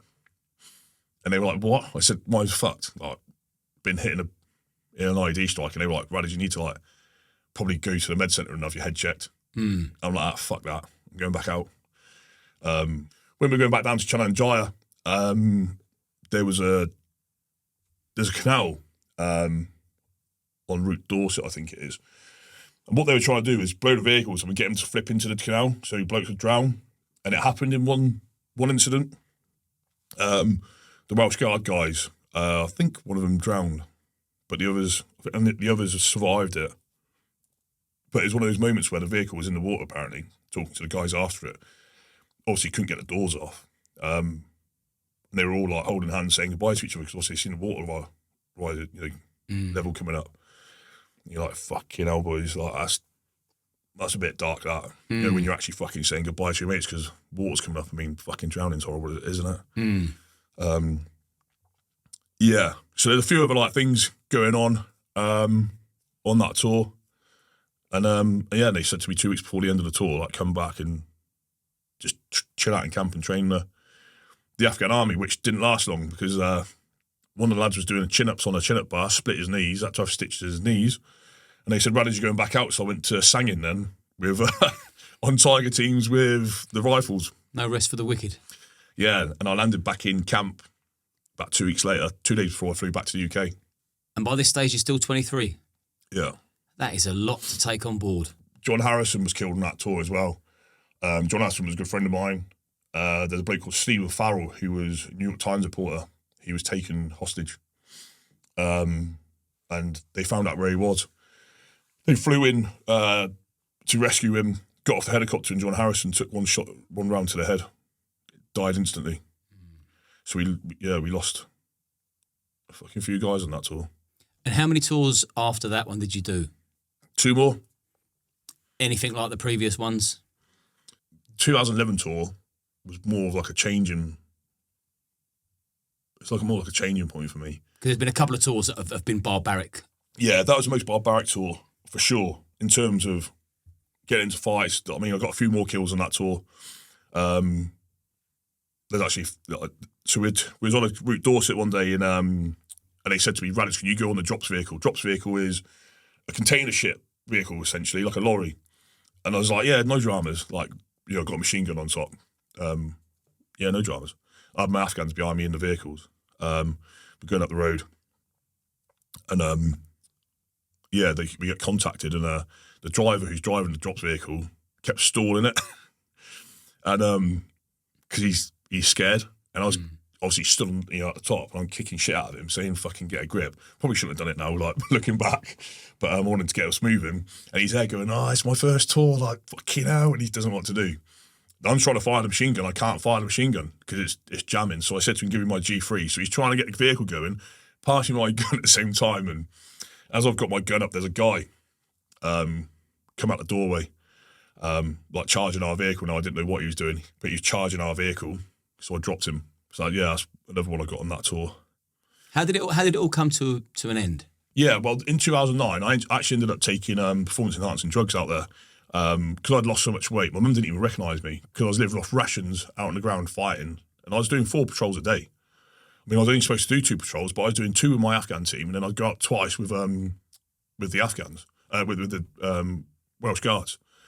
And that's because there's actually threats of direct capture to my life. So the Taliban were calling me Obama. They thought I was American because I had different kit. Special forces wear different kit, different weapon systems.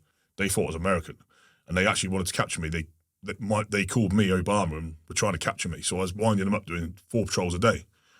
But every time they would try and get close to us, we'd call in fast air and drop bombs on them with a JTAC. A guy called Will. So we were just playing fucking silly buggers with him, really. Using yourself as bait. Yeah, it was turned into a bit of a game. That's why I did argument with the Taliban on that tour. How did that play out? A bloke with a Brummie accent, mate. Oh, really? Yeah. He started talking in English on the Icon one day. Obviously, I knew we're listening, and I was saying to him, "Poke your head out. I'd end it all for you now." And he's telling me he was going to my mum, giving it all that. I bet you really wanted to meet him, didn't you? Yeah. I mean, guys come across people before with Aston Villa tattoos. Like, they kill people, and they've got Aston Villa tattoos, or like, some British football team tattoo or something on them where they go out there, which is, quite a surreal thing, isn't it, really? Then I started taking, because I lost so much weight, I was taking performance-enhancing drugs out there, and, it gets to that point where you're like, right, why would I carry that much kit when I can carry more and be, it's called performance-enhancing drugs for a reason, and it's banned in sports for a reason, because it enhances your performance. It's almost cheating, isn't it? If you take it in the Olympics, you're cheating. Now, but in wartime, what's wrong with cheating? If we can make ourselves fitter and stronger, isn't that the aim of the game? So I made myself fitter and stronger. That's what I'd done. And then after went on the 2011 tour. Nothing of any significance happened on that tour apart from being blown up again. And it's quite significant. I was blown up on that tour, and I got back to the vehicle park. So I got recovered. The vehicle got recovered. Got back to the park, and I had this thing come over me, and I was like, "What the?" I think because I was in a place of safety, as in my camp, I was just overwhelmed with emotion, and it's now what I know as a panic attack. But you don't know what a panic attack is then. No one tells you what a panic attack is. No one explains to you what the emotion you're going to feel on operations or after it. There's none of that in the army. It's all macho bravado. There's none of that. There's none of that talk. And I could feel something going wrong in me badly. And I couldn't stop it. So I went and hid in the vehicle park. And did this come from absolutely nowhere? Yeah, out of nowhere. And I felt something shift in my body that day, where I thought, I ain't the same bloke no more. I've changed now. And it's gone too far. Like, I'm mentally struggling now. I'm not enjoying war anymore. I'm not that person that I was. And that's when it becomes fucking scary, mate. You're like, right, you lose yourself. And you don't know who the fuck you are anymore. And that's when all the struggle started for me. I hid in that vehicle park, had what I had, panic attack. And from that moment on, going out on the ground, I wasn't the same person. I was scared. I'd gone from complete all-out warfighter, wanting to be the best I can be, a pro at everything, give 100% to being scared, mate.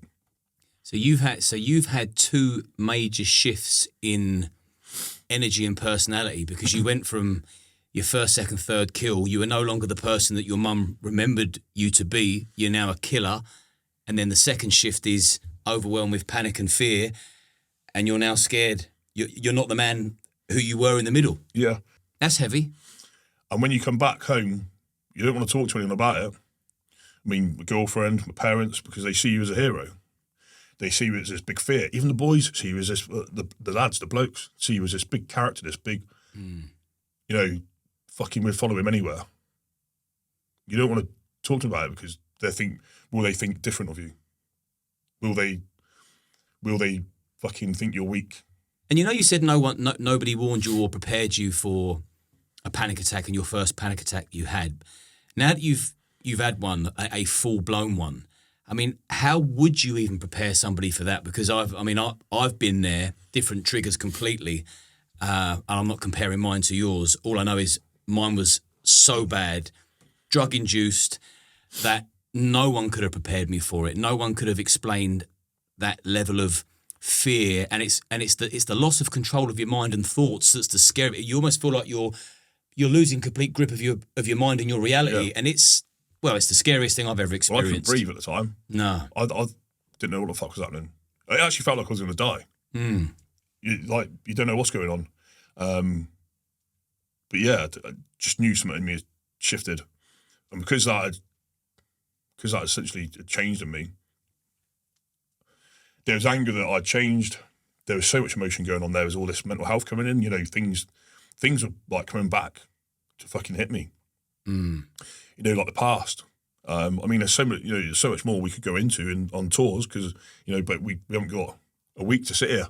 It is enough for anyone listening to know that you've just been in real heavy duty scenarios that it's going to take its toll on your mind. Even when we're in the UK and Special Forces Support Group, we're on call, we have pagers, like, firefighters. Yeah. Different codes mean different things when it go off, like get back to camp, like 4-9s is get back to camp. Now, you could deploy anywhere on operations. So we're on standby for 6 months, which you could go anywhere in the world on like a hostage rescue thing. But we also do counter-terrorism, which is working with the police. Things like the Amelia Grande bombing. Our guys were the first on scene there. Behind the scenes, we live in a very, very dark world, don't we? 100%, mate. Yeah, so I got kicked out of the army in 2015 for performance-enhancing drugs. Got tested. I think there was more behind it. Looking back, I was actually grassed up by one of the officers, an officer that I didn't get on with. I didn't get on with him for certain reasons, that he was shit at his job. And I'd not be worried about telling him that. I think the army see me as a problem as well, because obviously being in the army at the time, I was getting myself into a lot of trouble. In what sense? Like fighting and things. Back at weekends, just getting into a lot of trouble fighting. At work, I was all right. An officer even said to me, on operations, you're golden, but back in the UK, you're a fucking drama. Because it's all I wanted to do was fight. It's all I knew. But instead of seeing like, there's he's peaked in his career, he's actually like going somewhere, he's being good, to then my career drop him. There was no man management there in the military. There's no support network there. No one went, he's struggling, let's try and figure him out. Even my missus went, so I went to medical officer, if we go back, around about 2013, I think it was, and said, look, I'm having some dramas. And they dismissed me. And then my wife said, look, he's staring into fucking dead space. He's not sleeping. Like, I'd grab my wife and sleep and squeeze her leg or arm or something to the point where it would leave bruises. And I'd wake up in the night and she'd tell me, and I'm like, fucking sorry, like, I don't know what I'm fucking doing in my sleep.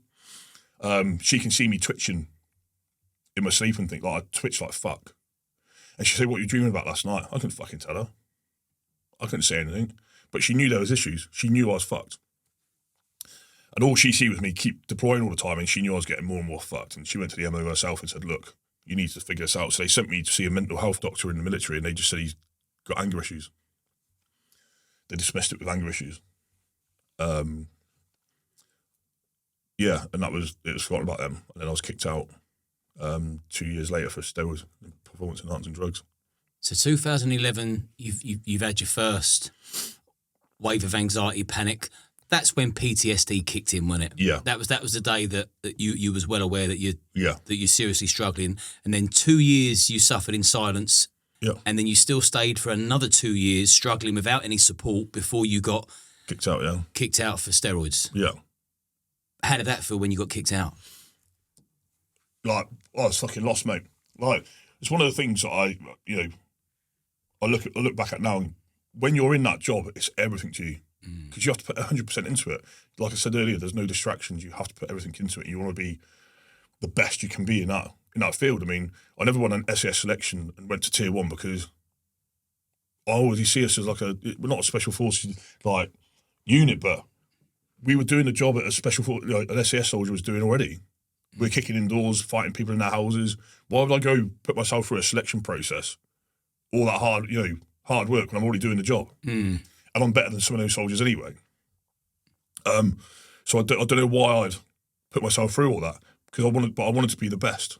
And when that was taken away from me, I was fucking lost. Proper lost. But then I had no support network either, because even being around the lads sometimes, even being in the company of your lads and just having that laugh can take away the edge. Yeah, sometimes. And, just bringing a smile sometimes to your face can, take away that pain that you're feeling or something. And there was quite, it happened quite a lot in a day, like taking the piss out of each other, banter. That's what keeps you going sometimes in the military. That dark humour that you can actually laugh and joke about the dark things openly without being looked at like an outcast. Yeah.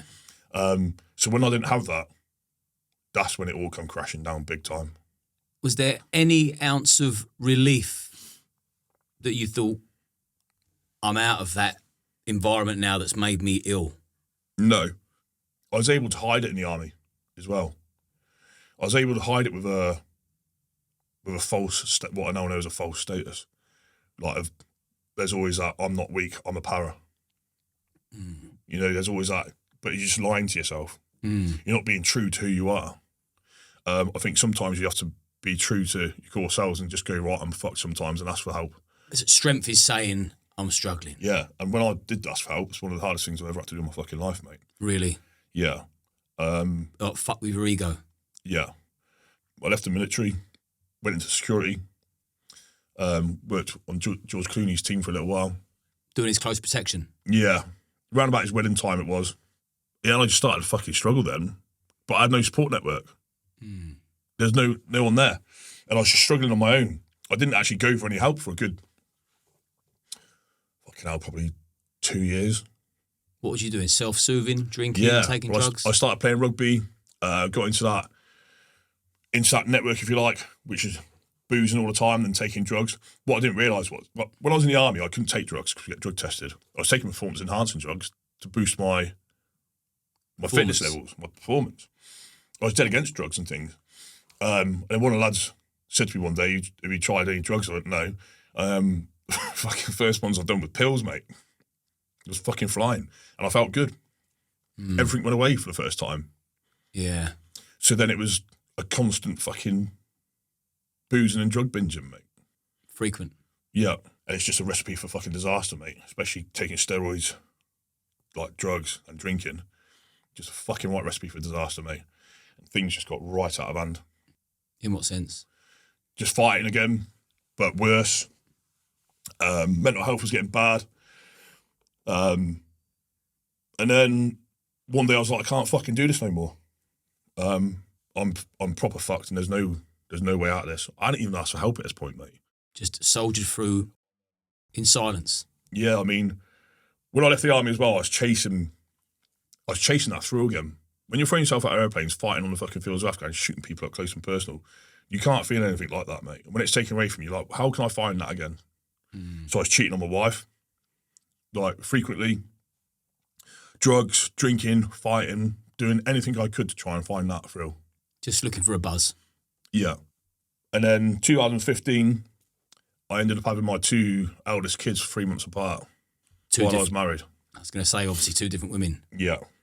Yeah. When I say I got two 9-year-olds, everyone's like twins. I'm like, no.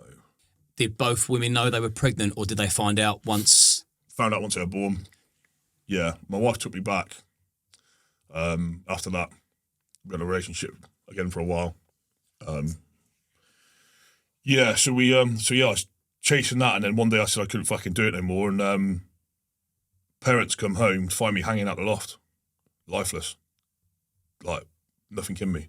Just put a belt up, fucking screwed it into the rafter above the hole in the thing, and fucking hung myself, mate. And I was just there hanging lifeless, and Dad managed to get up in there and pull me down, and they did CPR and brought me back to life, mate. Fucking lucky. Shit. Very lucky to be here, mate. So that wasn't a cry for help. That was a serious attempt. Yeah. So you, sorry to talk so bluntly about it. That's right. But you chose suicide over therapy, essentially. You found it more comfortable to try and take your life than you did speak to someone. Yeah, like we said earlier, I didn't want people to see me as something different, but I knew I'd already changed, mate. And I think when I was at that point now where the demons had taken over me, I wasn't the Dave everyone thought I was. I wasn't. I'd changed. And I think when you take your own life, people say it's selfish, but it's not, because you're not who people think you are. Something has possessed you and taken over your mind to the point where that's the only way out for you. It's the only way you can get out of that. I mean, I thought I was in a hole so fucking deep I couldn't get out of it. Did you give it thought, or was it a moment of, I'm done? Yeah, I've been thinking about it for a while, yeah. Just didn't have the fucking balls to do it. And then one day I just got the balls to do it.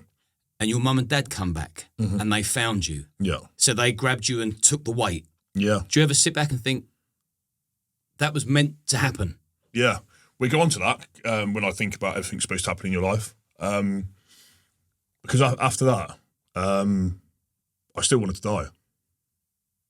I still wanted it. So I stabbed myself with a kitchen knife and almost bled to death. In your stomach? Yeah. Fucking hell.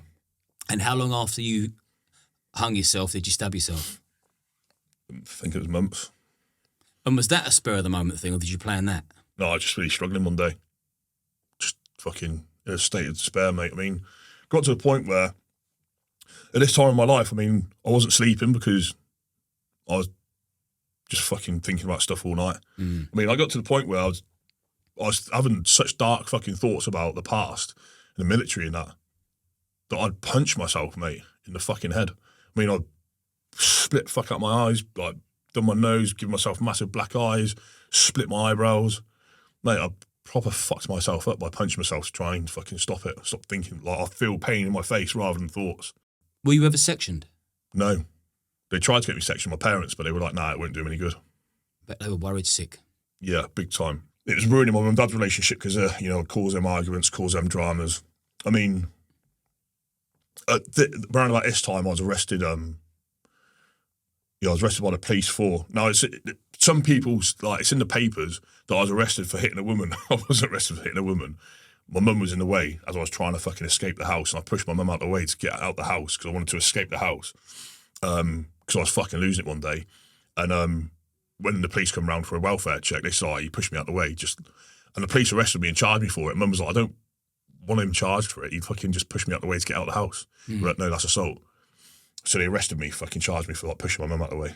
And put that in the paper? Yeah. Was you having any kind of therapy during this? No, not at this point. So you're still not opening up? No. And then enough was enough. I mean, my kid's getting older now at this point. I'm not being a fucking dad to my kids. My kids are just on their own with their mums. I'm not being a fucking good son. I'm not being a good husband. I'm just being a fucking idiot. I'm not even trying to get out of this hole. So I went through the process of going to Mind with the NHS.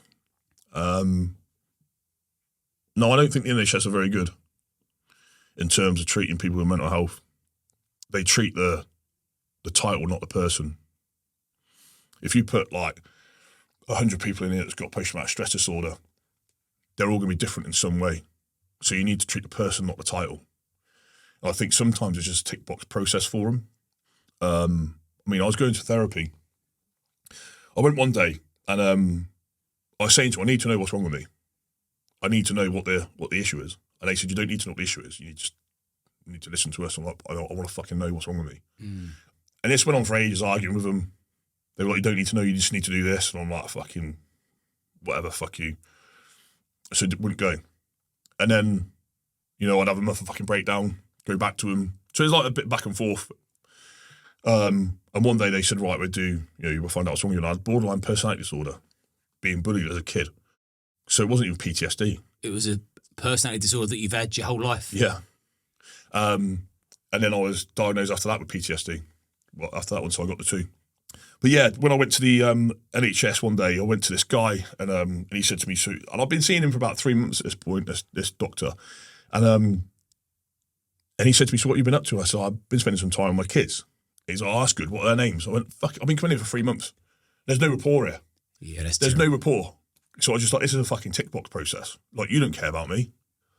No one gives a fuck. Like, so I stopped going again. And something as simple as that can fucking change someone, mate. Well, the thing is as well that, I mean, I know this firsthand. When you're suffering with mental health, it's as lonely as you're ever going to feel.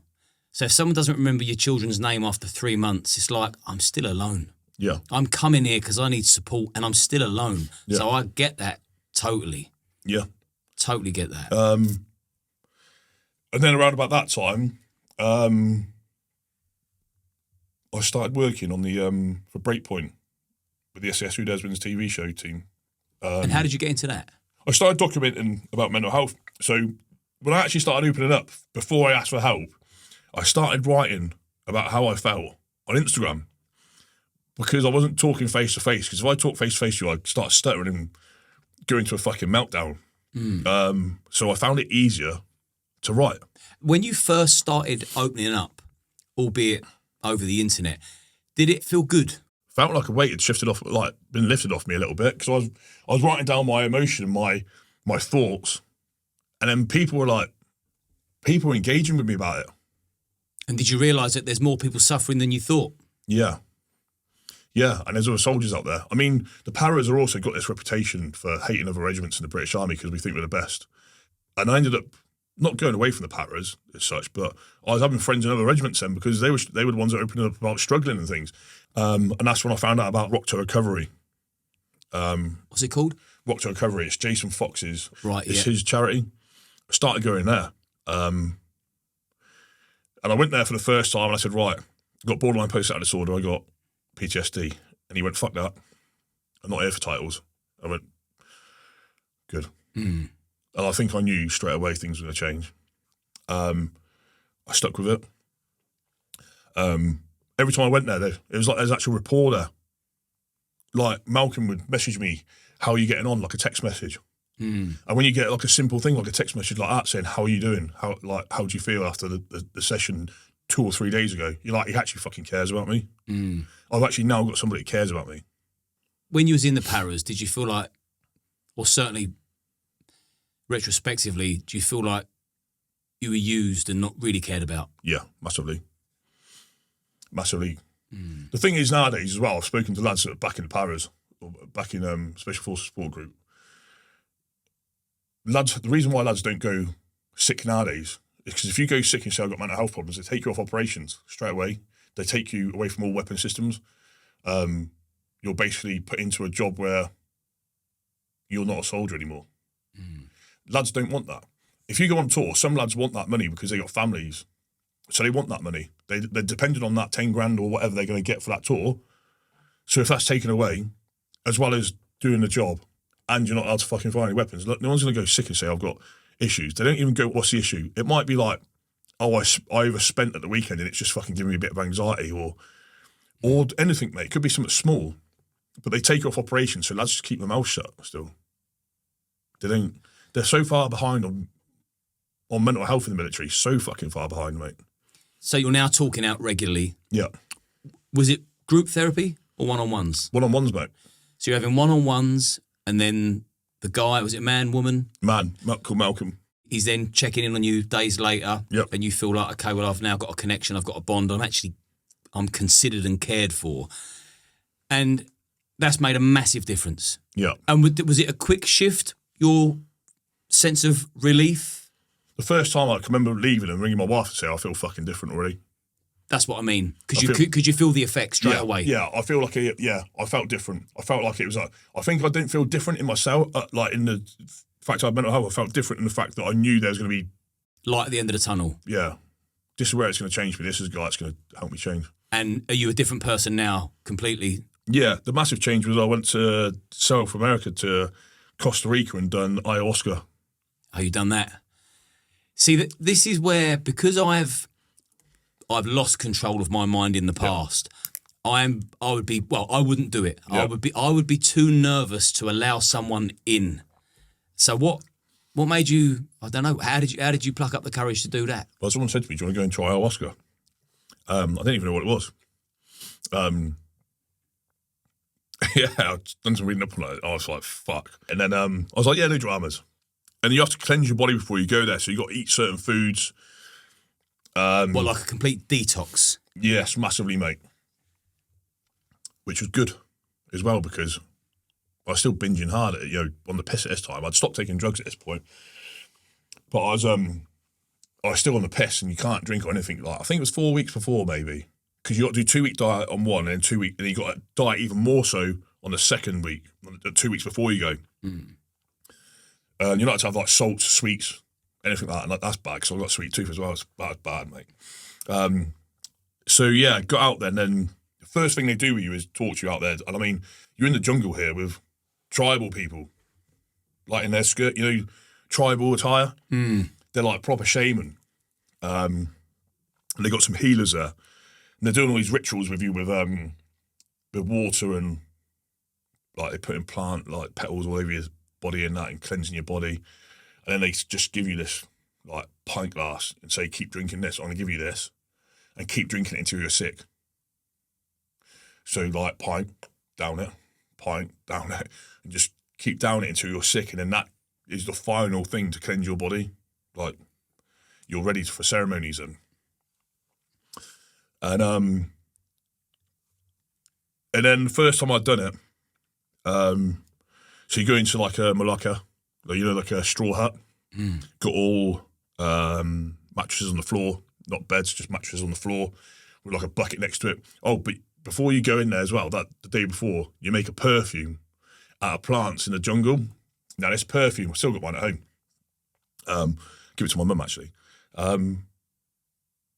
It's to bring you back. So if you feel like you're fucking going too far, it's something to just bring you back in the room, like a smell. Snap you out of it. Yeah. But you're supposed to ask it for something. So you ask Ayahuasca for something and take it. And there's also a bucket there for purging. Now, purging's crying, yawning, being sick. It's classed as getting everything bad out of you. Like, you're purging yourself of like all the badness in you. Now, the first time I'd done it, went to the toilet, I was sick for a little while. See all these like mad shapes at the bottom of the toilet. And so you're hallucinating? Went to my mattress, fell asleep, woke up and no one was in there. And I'm assuming you're on a floor with other people on mattresses? All around you, yeah. They're all in a big circle, yeah. There's probably about 20 of us in there. All veterans as well. There's just 2 from the UK and the rest were Americans and Canadians. And did you instantly click with everyone? Yeah.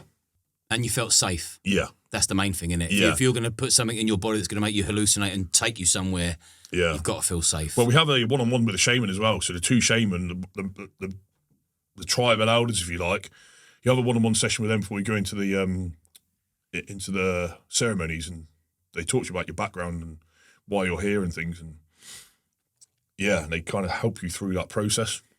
So yeah, I didn't feel anything the first time. Then the second time, because I'd only done 1 shot the night before, they gave me 2 shots of ayahuasca. And yeah, fucking hell, mate. Pat down the job. Yeah. Talk me through it. So I started walking down these halls, and it wasn't a dream, mate. It's as real as we are now. That's what made it fucking so much stranger that I've been dreaming all my life. I know what a dream is, but it wasn't a dream. It was like I was actually there. And I was walking down these halls, and it was just a big fucking castle, mate. And I walked around a corner, and Kev Muggan stood right in front of me. Your mate? He was killed, yeah. Yeah.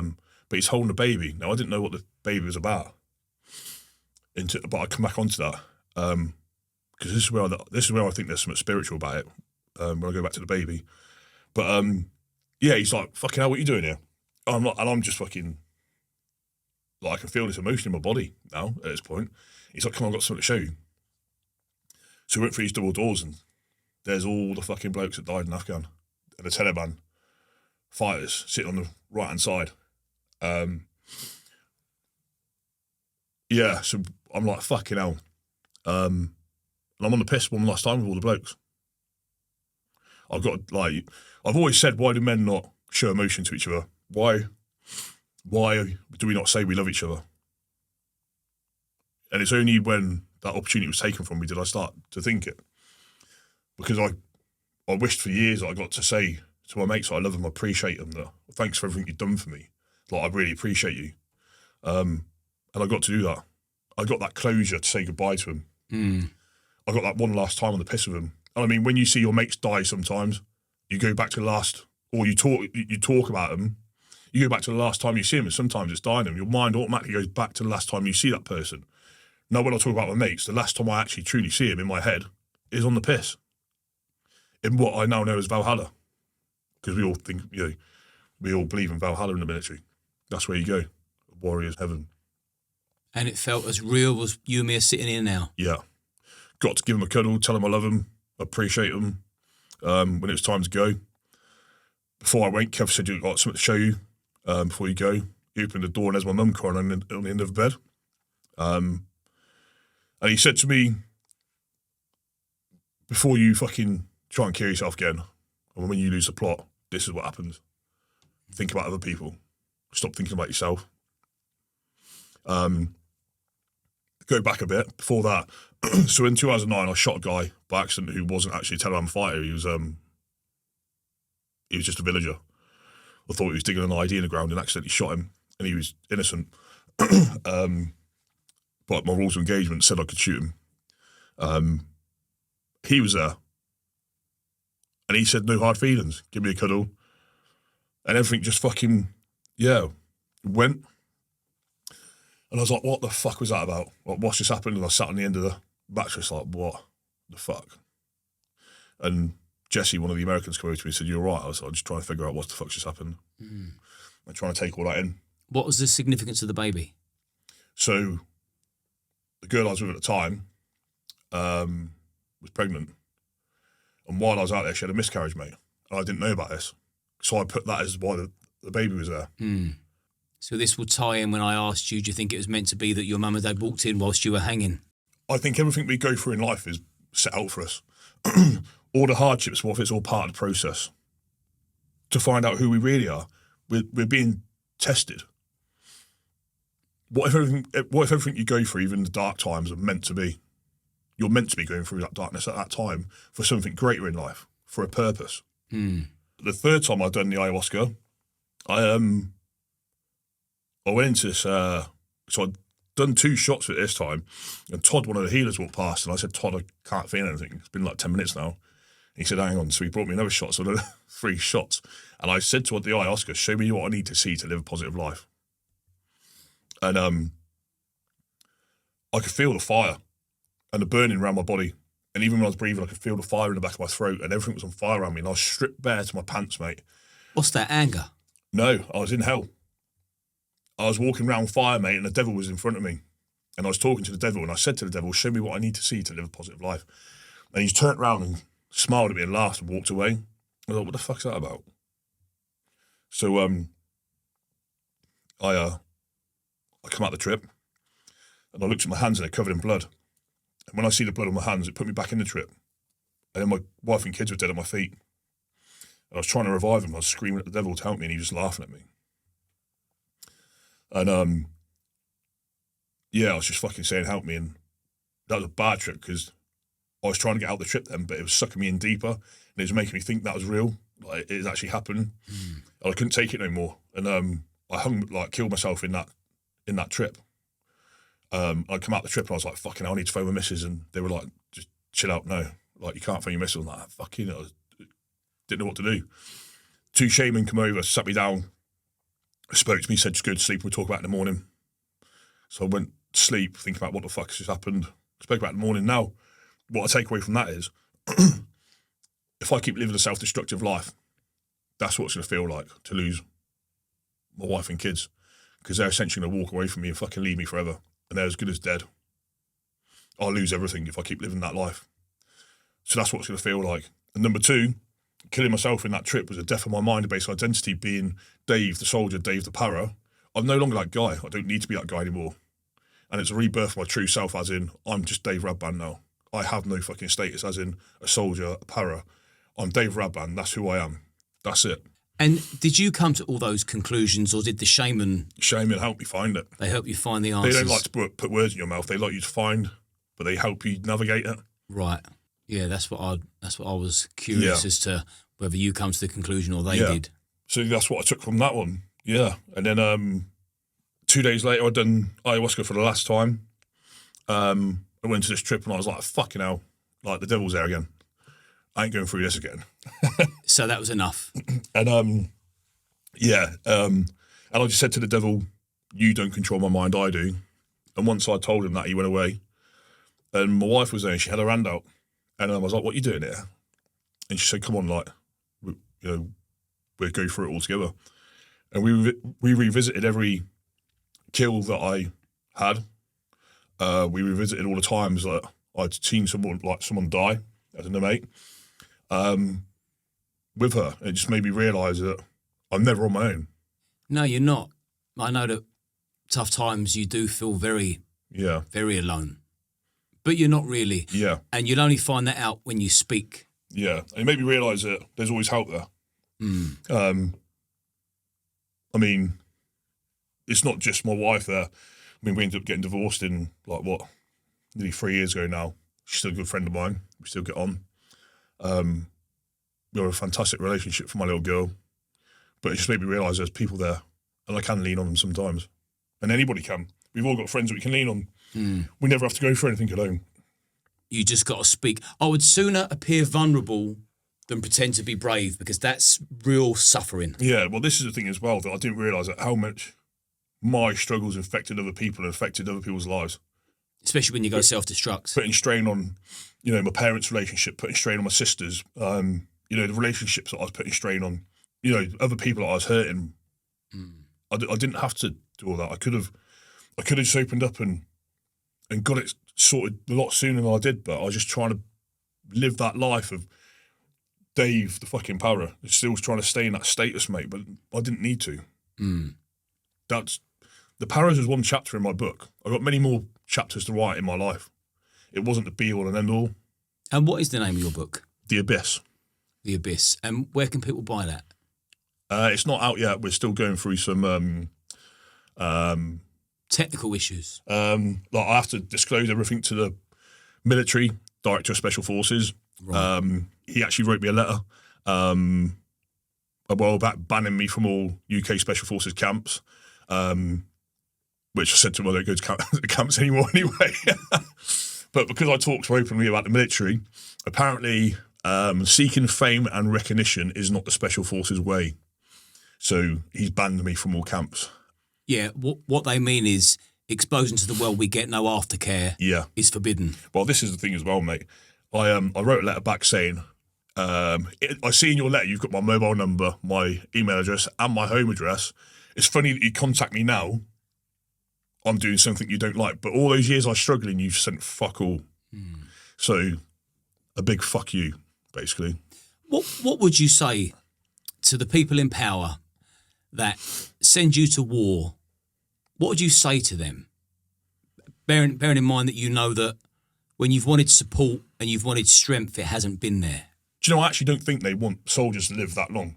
I've got this theory about the whole pension thing. If a soldier lives like till he's fucking 90, they got to pay your pension till you're 90. They don't give a fuck if blokes start killing themselves, mate, for a way that they don't have to keep paying out pensions for the rest of their lives. That, it's not the only thing, but that's one of the things, probably. There's probably many reasons why they don't help veterans. It blows my mind that there's not masses of aftercare. Yeah. It's like if you're prepared to send someone to their death, be there for them to help them live afterwards if they make it through the rain. Yeah. I can only imagine how it must make you feel, because it infuriates me. When I go to combat stress and I see my mates check themselves in for 2 weeks stints of therapy and they're on meds and they've lost a complete grip when they're having their bouts of PTSD. Yeah. I think, how on earth are you in this situation? How are you not getting all-round support? How come there's not someone you can turn to all the time? I had a Teams call not long ago with West Midlands Ambulance Service to try and help veterans. And I was saying to him, why don't you get a veteran car? Like a car that's solely dedicated to veterans. So if you phone up and say, for an ambulance or something, you say I'm a veteran, then there's a veteran in that car that goes out to that person. So it's, it's not an ambulance team that's going there that doesn't know how to interact with that person, because one of the things you need to know is how to interact with that veteran, have like a common ground to start a conversation with. I mean, even something as simple as having your veterans badge on or your medal ribbons. It's something that a veteran would go to and go, right, he's a veteran. There's a common ground there. Then it's something to start with, and an immediate icebreaker to let someone know I've got you. Yeah, and it means more coming from a veteran. I mean, no disrespect to anyone else, but when you're engaging with a veteran, it's a lot. And you being a veteran, me being a civvy, I 100% get that. And when my mate come out of the military and he would talk, he would call us civvy fuckwits. Yeah. But I knew, but like I said to you several times now, I've not walked a metre in your shoes, so I get it. We're not on the same page. You've seen things I'm never ever going to see in my wildest dreams, and watching it in a movie isn't going to have the same effect at all. But I'm mindful of that, and I respect it. Yeah. Whereas I think a lot, unless they've seen it and felt it and heard it, they won't really appreciate that things are different out there. Yeah. So I will always look at their life and think, your feelings are going to be very different to mine based on our different experiences. Let's try and navigate and let's build a bond somehow. Yeah. Let's build a bond somehow. I've got some strengths I can give you. Yeah. You've got some you can give me.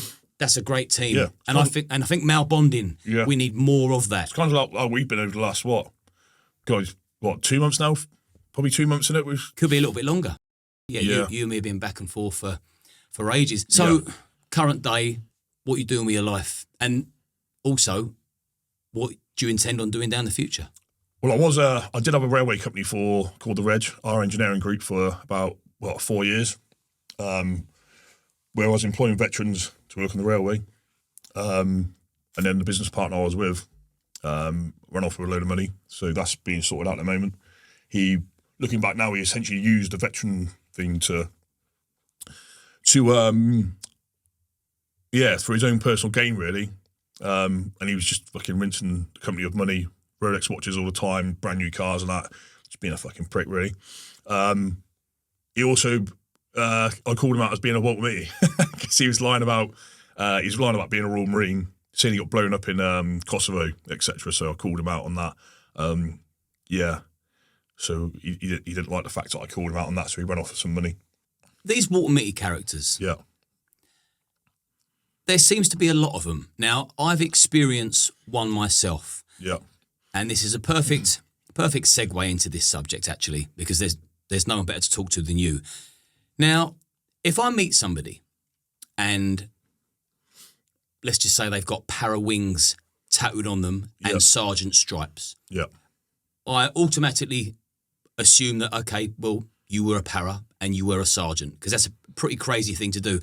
And if I'm sitting there with somebody and they're telling me that they've done 4 or 5 tours of Afghan, they were sergeant, they got disqualified for X, Y, or Z, and I've actually had someone tell me that they've won a Gallantry Award. Now, if someone tells me that, and they say it with conviction, and I don't know their past, but I then want to sort of question them on it, I've got no reason to disbelieve them. They've got it inked on their body, they tell a convincing story, until you dig in a lot deeper, then it becomes, you can tell it's far-fetched. But from the offset, and I would never want to disrespect somebody that I actually thought there could be a chance that they've served. Yeah. So someone says to me, I've done 4 or 5 tours of Afghan. Who on earth am I to say, well, what year? I've got to take it at face value and go, respect, I tip my hat to you. But since I've come across some of these Walter Mitty characters, why do so many people lie about being in the military and being heroes when they've not done it? Because it's a big thing. Honestly, don't know. Yeah, it's mental, mate. But you're right. You're not to know anything about it. But obviously, we straight away will notice that nobody gets sergeant stripes under power wings. It's not something. You either get a Roman numeral 1, 2, or 3, which dictates what battalion you're in under your power wings. That's it. And your power wings only go on your right arm or left chest. You don't get them anywhere else. This is good information to know. And so when you get your para wings tattooed on you, is there like a process? Have you got to ask permission from someone to get it? Used to be an airborne exercise, 1 tour, and been in at least 4 years. You have to, it's earned, your para wings. Tattoo. I've got a totem pole tattooed on my back. It used to be the old way of like 8 years. Tattoos mean things. Like I've got Fallschmiede tattooed across my back. Fallschmiede means Sky Hunter in German. It's the old German World War II paratroopers. They were the first airborne troops. So we have respect for them. It's nothing racist. It's just we have respect for them. I've got my German wings. I've jumped with German parachute, so I've got a Fallschirmjäger on my back in the Germanic writing, so it's quite cool. But yeah, you're not to know any different. The thing is, mate, people, like, even in the military nowadays, lie about stuff. I mean, we call them bloaters, not Walter-Mitties. Like, the person we're talking about would be a bloater. He's boosting up he's fluffing up his own career. I mean, I've come across people now in the military before, you know, have said I've killed people. I'm like, fucking shut up. It's not glamorous. I don't know why. And people wouldn't know because everyone thinks that everyone goes to Afghan and gets kills. You don't. Like I said, mate, at 600 blokes, I knew probably 20 got confirmed kills in my battalion. Not everybody gets confirmed kills in the military. It's just if you're in the right place at the right time or on a certain operation, or if you're a sniper, then you get confirmed kills. Obviously, you've got weapons that can punch out at a distance, and you've got a spotter that can confirm it. But yeah, I don't know why. And something they should consider is, so after us sitting here for however many hours we have, and you've told me your life story from start to finish and your military career and the things that you've done and the stripes that you've earned, but the detrimental effect it's had on your mind, people, they've got to think twice before they start lying about what they've done. Yeah. Because there's people like you that have actually done it and they've really paid a price mentally, and it's just massively disrespectful. You can gauge straight away with a power edge guy if they're, you know, not a power edge guy. I mean, I had a girlfriend once walking down Bournemouth Beach, and there's a guy walking towards me, meathead. I'm quite big at the time as well. Power wings. He's got power wings, clocked each other.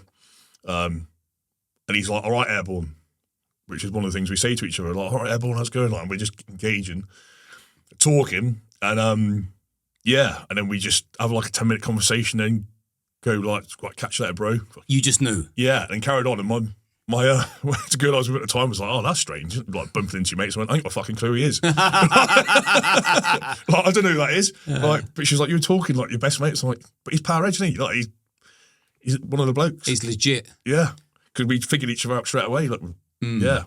Yeah, that's nice. That's the community that we're all looking for, and it's important. Anyone that is considering lying about their military past, it's important for them to know that genuine veterans and soldiers really don't take kindly to it. No, well, we're all quite tight. We all know each other. I mean, there's some big characters in battalions. If you want to know who somebody is straight away, like as a power edge bloke, you go, oh, do you know this person? And if they go, yeah, blah, blah, you know, you can figure it out quite quickly. But yeah, the main ones that people lie about is Paras, SAS, and Marines. It's always like those three everybody wants to be in. I mean, I heard a story once about a guy who said he was in the SAS and he got kicked out for stealing an Apache helicopter. Oh yeah, mate, you just fucking stole an Apache helicopter, flew it around the UK. Like, you fucking mad. Yeah, people's imaginations. I mean, they're not well. No, that's the thing. But they need to think carefully because they're going to get caught out. It's never really bothered me, the whole Walter Mitty thing, until like it goes so far. You know, I believe if you're caught out lying, fucking own up to it. That's my belief. If you don't own up to it, you carry on lying, then you deserve all you get. Yeah, and also there's designated social media pages that will hunt these people down and expose them. So that again, you've got to be careful because if you're putting that online, people take umbrage to it. Yeah, and expose you, and then you really are in shit street. Yeah, and but the other thing as well, mate, is I mean, it's so easy to buy stuff nowadays. I mean, all you got to do is go on eBay and buy stuff, or like, you know, there's so many stories out there, books and things. People can just find out information quite quickly. And some of these Waltz are quite switched on with their information. That's what blows my mind. They can retain information and regurgitate it as if it actually happened. You think, if you was to put that level of intelligence into something honest, you'd do quite well in life. You wouldn't need to lie about what you're doing. Yeah. Yeah. Because, you've seen the person that sat opposite me. I mean, until he started coming out with the whoppers. It was during the interview I realised, oh, I've got one of these on my hands. And if he had just kept it like simple, no one would have known. But because of the lies are so out there and far from the truth, that's how you know, like, right, fucking bullshit now. Yeah. And it's easy to find out, isn't it? And when you win a Gallantry Award, you get the paperwork that comes with it, and you get a letter from, be it the Prince, the Queen, the King. Yeah. There is paperwork that backs that up. And also you go in the London Gazette as well. So you do get printed since like World War II, you get printed in the London Gazette on the Operational Honours Award list. So it's quite easy to find out. I mean, all you got to do is type that person's name into Google, and then their operational awards come up. Mine comes up in Operational Honours Award list 2010. Yeah. Proud of that? I am now. Yeah. I'm proud of my team for it, the Afghan team. So when the pullout of Afghan happened, one of the Afghans was actually in Shrivenham on a language course, an Afghan officer. And he rang me saying, Afghan's about to fall. Now, he was only 20 minutes away from my house, so he ended up at my house with me in my kitchen coordinating rescues for the Afghans. So I was out the army, mate. I've been through all that, and then I'm ended up fucking fighting a war from my kitchen, and I'm not even an Afghan. And then because people got to know that he was at my house, Special Forces guys from the UK and America were calling me to get information on where these guys were to go and rescue them. And we got 73 Afghans out. Wow. Talk about taking the job home with you. Yeah. And now they're in the UK, and I meet up with them and have food for them sometimes. I take my wife and my missus and my mum to their house, and we've sat down on the floor. They said to me, do you want to sit at the table, Dave? So obviously, we sit at the table. I'm like, no, we sit on the floor and eat, mate. My mum's there trying to get down on the floor. But it's nice to sit there and have some Afghan food. And, I've had all these stories for years, and one of the things was the food. Like, I've told my parents and about the food and how good it is, and then to have the opportunity to take her to one of the Afghans that I've actually fought with in Afghanistan and sit down on the floor and have the Afghan food was nice. And one of the moments was that got me a bit like, fucking hell. He thanked my mum. He said, thank you, like, your son's a very brave person. He's a warrior, and all he done for our country and my family. And when he said it, his son was relaying it. And when his son was talking, I was like, fucking hell. Like, pulled on the heartstrings a bit, because I know what we went through on that tour. And without those Afghans, I would not be here today. That's 100% the fact. Yeah. They had my back, through and through. And no matter what people say about Afghan, it'll always be a place where, it's always a place I'll have in my heart, mate, always. I mean, for the fact that I think, there's still a part of me, the blokes are out there, the blokes that died, it's still where their soul is. It's where we lost them. It's where I've seen a lot of fucking carnage, where I've grew into the person I am today because of that country, and others rightly so, but that's probably the main one. And you feel more peace in your mind than you've ever done now? Yeah. You can sleep easier? Yeah, and I think a big part of that's my kids. I put everything into my kids nowadays. Like the sweet tax. Yeah.